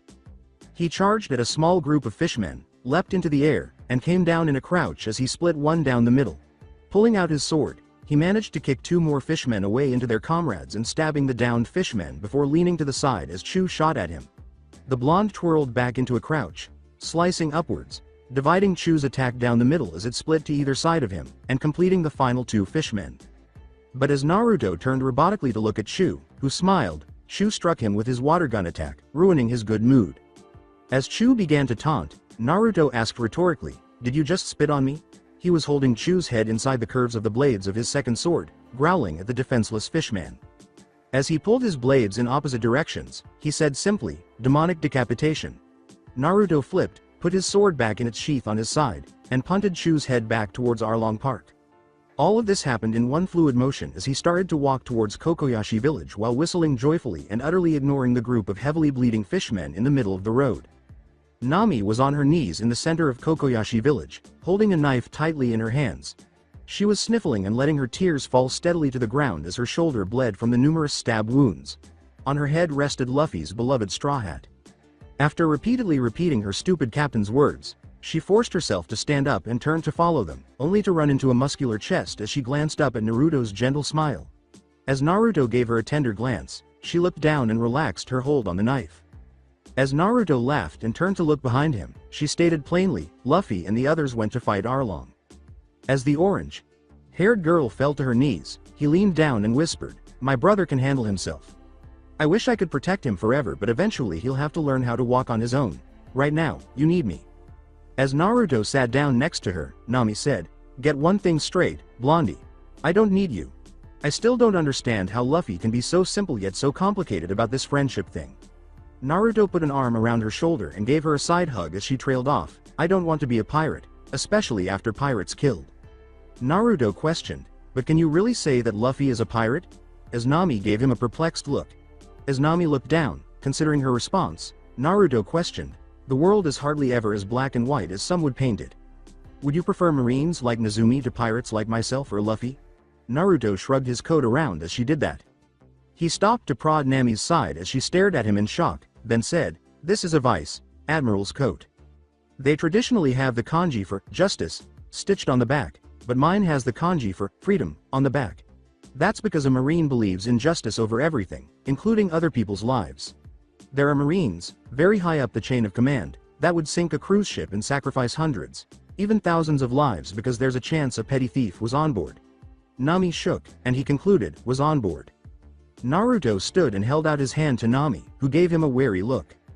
Just the same that some pirates would sooner die than let one innocent person become a casualty of their actions. That is why I fight for freedom over justice, whether that puts me at odds with pirates or Marines. I will always defend those that don't have the power to do it themselves. Nami felt her heart pounding loudly in her chest as he said, the only question is, do you have the power to save yourself from your enslavement? His blue eyes seemed to radiate with unadulterated authority. She grasped his hand. Nami hurried in the direction of Arlong Park, not doubting that Naruto easily and seemingly without effort kept up with her. With her knife in her hand, she stooped to run faster while Naruto grinned and mimicked her, his legs briefly appearing to blur as he accelerated, his orange cloak billowing behind him. His blade tapped the bead against his leg at his side. As he moved behind Nami and lifted her in a bridal carry, a playful grin appeared on his face. The orange-haired thief blushed as Naruto appeared to disappear as the scenery swooped past them. The trip from Kokoyashi village to Arlong Park took 5 minutes, but Naruto completed it in one as he skidded to a halt and inhaled deeply while Nami ran toward the crowd of spectators who were watching the Arlong pirates lose to the amiable Straw Hats in record time. As Arlong ducked under Luffy's wild swing, he said demeaningly, Nami, what are you doing here? Just give me a moment to beat this annoyance and we can discuss whatever you need. Luffy twisted in mid-air and slammed his fist into the back of Arlong's head. I've come to kill you, Arlong, Nami proclaimed gravely, pointing her knife at her. Arlong stared at her in disbelief until he burst out laughing, easily swatting the knife away as he grabbed Luffy's leg and threw him through Arlong Park's wall without turning to face Nami. A sudden introduction to his belly sent him reeling back, barely touching her skin. With a cool disapproval, Naruto pulled his fist back and watched Arlong skip on the water before slamming into the stone wall and closing the tiny bay. Like space. I think we've already discussed touching my friend. Arlong sank beneath the surface and watched as Luffy staggered out of the debris, shaking his head to clear himself of dust. Haha, as if a weak punch like that would beat a fishman like myself. And what tiny amount of hope you had left is gone. Now that I'm in the water, I'm unparalleled, he taunted. He yelled, shark darts, and leapt out of the water, intending to use his namesake saw-like nose to pierce Luffy. But Arlong lost his temper, and Luffy ducked, the blue-skinned fishman jumping back into the water as he attempted another pass at the Straw Hat captain, who again ducked. Luffy smirked triumphantly as he held his ground, catching the leaping fishman and throwing him to the ground before punching him until his teeth splintered. Just die already, you stupid human, so I can beat that impudent human that thinks he can hit me with no consequences, Arlong yelled. Arlong asked, do you think you've accomplished something? As he pulled out a fresh set of teeth that had appeared in a matter of seconds. To prove his point, Arlong snapped another set of teeth with his hands and thrust one forward in an attempt to catch Luffy, who dove to the side as Arlong's teeth sank into a stone pillar, which shattered seconds later from the force as he held the untouched teeth. I'm a shark. If I lose a set of teeth, a new set will come even stronger than before. As the straw hat wearing pirate nodded silently, Naruto said from the sidelines, whoa, you better watch out, Luffy. The pirate then dove to the side again to avoid the shark fishman's bite. He quickly responded, though, by slapping his foot into Arlong's cheek. This made him wince, and Luffy grabbed his mouth, extracting a set of teeth that he then inserted into his rubbery mouth. As Naruto deadpanned at his brother, Luffy exclaimed, now I have shark teeth too. Nami was torn between laughing at the boy's ridiculous appearance and growling and threatening him. The rubber captain overcame the pain by sinking his impromptu teeth into Arlong's shoulder and leaving them there as he stepped back to prevent the blue-skinned fishman's sharp teeth from tearing open Luffy's throat. Arlong growled at the offense and leapt at the black-haired teen, using one set of teeth to bite into Luffy's chest as Luffy screamed in agony and the teeth in his mouth to try to rip Luffy's throat out. Disregarding the blood dripping from the wounds, Arlong yelled, as if that would hurt me, you don't have the jaw strength to even break the skin, as he extracted the teeth. After all, fishmen are 10x stronger than. Arlong snarled at Luffy and climbed to his feet before realizing where he was. Gum spear. Luffy interrupted, clapping his sandals together and using them as a spear to nudge Arlong in the face, sending him flying back towards the open gate. The fishman, whose teeth gleamed in the light, sprang at the villagers, who were under Nami's protection, grinning like a shark that detected blood in the water. As she closed her eyes, expecting to feel the agony of shark teeth tearing into her flesh, the orange-haired navigator gulped in terror as she saw her life flash before her eyes. But when she heard a collective gasp and felt nothing, she opened her eyes to see that Naruto had calmly moved between her and Arlong, blocking his open jaws with a single finger, and closing his mouth. The blonde gazed boredly at the saw-nosed fishman, while the fishman's teeth were shattered from the impact. Naruto said calmly, "Your breath stinks, Minnow. Now go away." He then gave Arlong a light backhand to the chest, which would have been hilarious if Arlong hadn't skidded across the ground and flew back like he had been struck by a cannonball. The villagers questioned incredulously as Naruto sat down and leaned against the gate's threshold, yawning. "Holy crap. Why are you just standing over here if you could just toss him around like that?" they said. Beside him, Jin's sweat fell. As the audience watched Luffy clench his fists tightly, the knuckles turning white, the blonde concluded, "Because it's not my fight." Naruto replied with closed eyes, "My brother has something to prove, and I'm not going to get in his way. If I thought he couldn't handle it, I would step in." He reached into the debris and retrieved 2 swords that the previously knocked-out fishman had dropped. As the rubber boy charged at Arlong, swiping at him with the swords with little to no style or form, Zoro glanced at his captain with half-lidded eyes. Arlong dodged fluidly, though he was still holding his chest gingerly. In the end, he used his bare hands to seize one of the swords, trapping the other between his recently regrown teeth as he used his jaw strength to destroy it. He then pulled the sword, which was still intact, out of Luffy's hand and crumpled it in his hand before discarding it.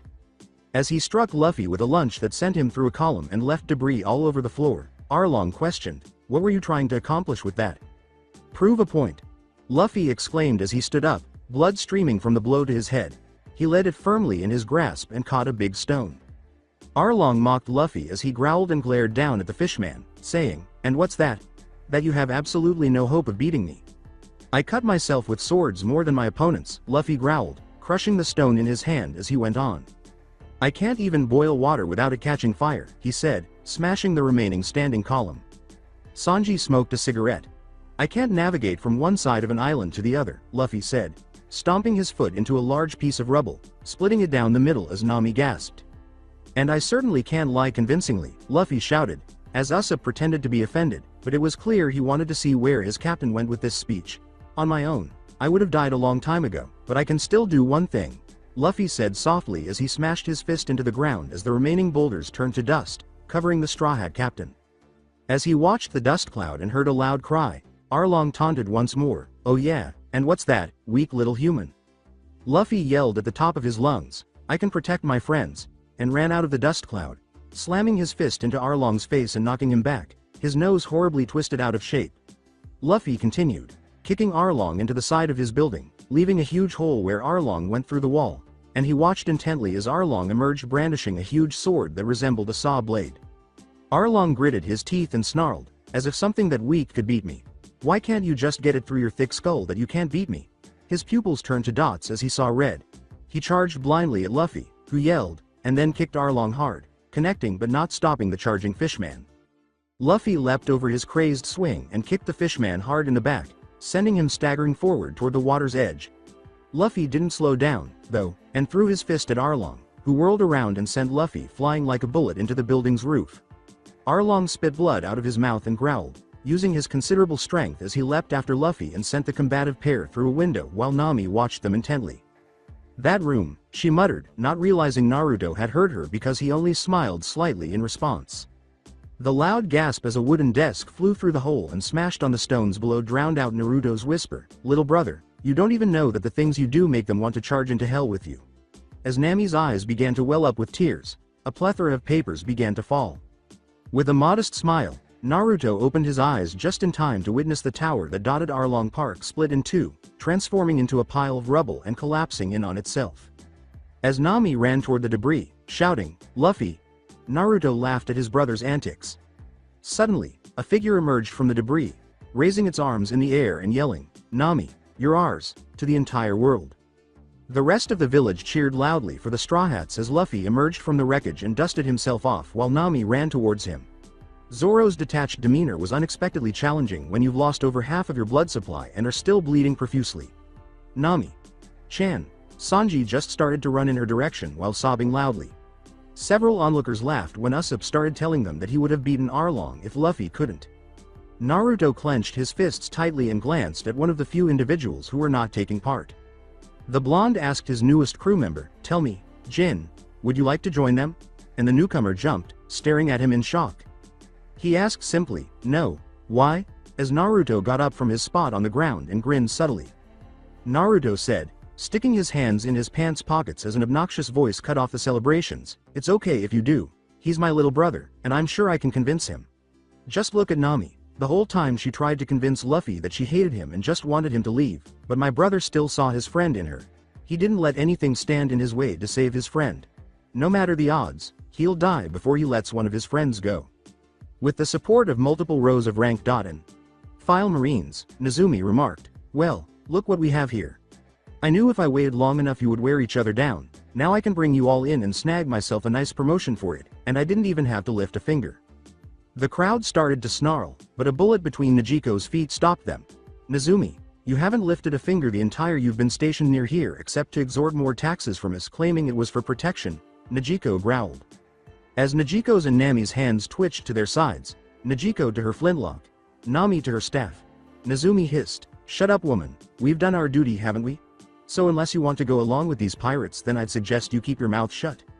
With Jin standing beside him, holding his tonfa, Naruto said, "Hold on, we haven't done anything this entire fight. Well, I haven't, and I want to see what my subordinates got. And I have this irritating twinge in my neck. Nami would mind terribly if I reclaim my cloak. I feel naked without it." The blonde asked, and his brother's navigator nodded silently. He let the cloak fall to him, and he snapped the clasp shut with a loud snap. Naruto saw a faint trace of fear in Nezumi's voice as he asked, "Who do you think you are that you can stand against this many Marines and come out of it alive?" As Nezumi staggered back, Naruto said simply, his hair covering his eyes, "I am Naruto K. Uzumaki, and I don't appreciate you threatening my friends." As he gazed at the Marines with a foxish grin and a look of pure darkness, Naruto growled, "So, could you kindly die?" With steel in his voice, Naruto said, "You handle the rat, I'll get the others." Jin nodded. Nezumi asked, "NN Naruto Yu Uzumaki, the DDD demonic F fox?" Naruto laughed ominously as he moved forward, pausing when he stepped on something that made a metallic sound. He picked up Arlong's saw-blade sword and swung it around before grinning as he looked down. As the crowd shook their heads in agreement, he muttered, "Chanel will like this," and asked out loud, "Would you mind if I take this?" He said, "Cool." He grinned at the roughly 30 Marines and produced his pair of butcher knives. The Marines screamed as he turned on the ball of his foot, sending them all flying as he spun around, multiple grooves cut into their skin. He appeared to blur for a moment as he landed in the middle of them, dragging his blades down as blood shot into the sky. He licked his blades and growled, "Carving festival." Jin, meanwhile, leaned around Nezumi's shots and used the ball of his tonfa to strike the captain in the stomach, causing him to cough up blood. He pushed through the pain, though, and aimed at Jin's head while he was close. The former Creed commander reacted quickly, leaning to the side and taking the bullet in the shoulder instead, dropping one of his tonfa as he fell. Nevertheless, he was still a captain. Nezumi shoved himself up and threw an admittedly feeble punch at the captain, who leaned sideways and allowed Jin to stutter past him, cold cocking him. "You should have just stayed out of it. Maybe then you would have lived a little longer." Despite the circumstances, some onlookers laughed when Nezumi asked, "How do you expect to fight me now without your balls?" Jin deadpanned. He yelled, "Their tonfa," and swept a foot beneath Nezumi, who was unprepared and fell forward. Jin caught his foot beneath his dropped tonfa, flipping it up as he did so, and then smashed it into Nezumi's back, causing him to completely topple over. However, Jin wasn't finished, bringing his remaining tonfa down and caving in Nezumi's chest as blood spurted from the Marine captain's mouth like a fountain. Jin hissed, "Wrecking ball barrage," as he spun his tonfa to demonstrate it. Jin also added, "Just for good measure, and I'm ambidextrous, you thieving prick." As they returned to their festivities, carrying the Straw Hats, Naruto, and Jin back to Kokoyashi village, the gathered crowd cheered loudly. Naruto was discovered lying on a house's roof later that evening, gazing up at the stars. He raised a finger and traced lines between the glittering points that finished the blue canvas, setting aside his top hat. As he turned over and looked at the ground below, he heard someone murmur, "Naruto?" When the orange-haired girl paused and looked up, he waved slowly and said, "I'm up here, Nami." Naruto shrugged his shoulders and she asked, "How'd you get up there?" As Nami's perspiration fell, he said casually, "I have no idea. Last thing I remember, We were being carried back to the village and then I found myself up here at night. The blonde said, "You need a hand?" as he extended his hand to the girl, who leapt and grasped it as he effortlessly lifted her up. She suggested, "Maybe you had too much to drink," while Naruto shook his head. He looked back at the sky as Nami sat down next to him and looked up with him, doubtful. "I'm not keen on alcohol, so I tend to not drink much. It can make having a celebration rather difficult, so I usually sneak off somewhere private to relax." Naruto grinned subtly as Nami pointed out, "You never told me what my constellation." He replied softly, and after a brief period of silence, he said, "I told you this dawn would be one of the most beautiful, didn't I?" Nami nodded, which Naruto could see out of the corner of his eye. "I still need to know what stars were lit up the night you were born. Besides, I'm not even sure that it can be determined since our little island was special. All islands on the Grand Line are special in their own way." As the village began to calm down and the party dwindled as the night wore on, Nami said softly, "Hey Naruto?" "Yeah, Nami?" he asked curiously, feeling her lift herself up by pressing a hand to his chest. The orange-haired navigator asked, "Did you mean what you said, about there not being any price too high for me?" Naruto looked into her eyes and smiled kindly, blushing, though she couldn't see it in the darkness. His eyes widened as he felt Nami, gently pressing her lips to his. "Of course, you're more precious to me than any gold or silver. I've been alone for so long, and no money can fill that void, but when I'm with you, I don't even notice the ache in my chest." Naruto tried to push the blood from his cheeks and babbled, "Nami, we can't do this. After this, it's a straight shot to Reversal Mountain, and after that I'll be back on my own ship." But then his lips were pressed by a finger. The girl pressed her lips against his, then pulled away as she curled her arms around his neck, pulling herself close as she lay on his chest, and eventually her breathing leveled out. "Shush, that's all right, because for tonight, we can be alone together. Please, just for tonight, let me feel loved. Your brother will always be there to protect me, but tonight, I need you to love me." Gulping, Naruto drew his cloak from beneath him and threw it over them both. He embraced her and ran his hand gently through her hair while gazing up at the stars and grinning when he noticed a familiar constellation twinkling. As one tear trickled down his cheek, he remarked, "Gabriel the Purified, just like you, Mom." So that's it for today. I hope you guys enjoyed it. Don't forget to like, share and subscribe to the channel for more awesome stories like this. Thank you. See you all in my next video.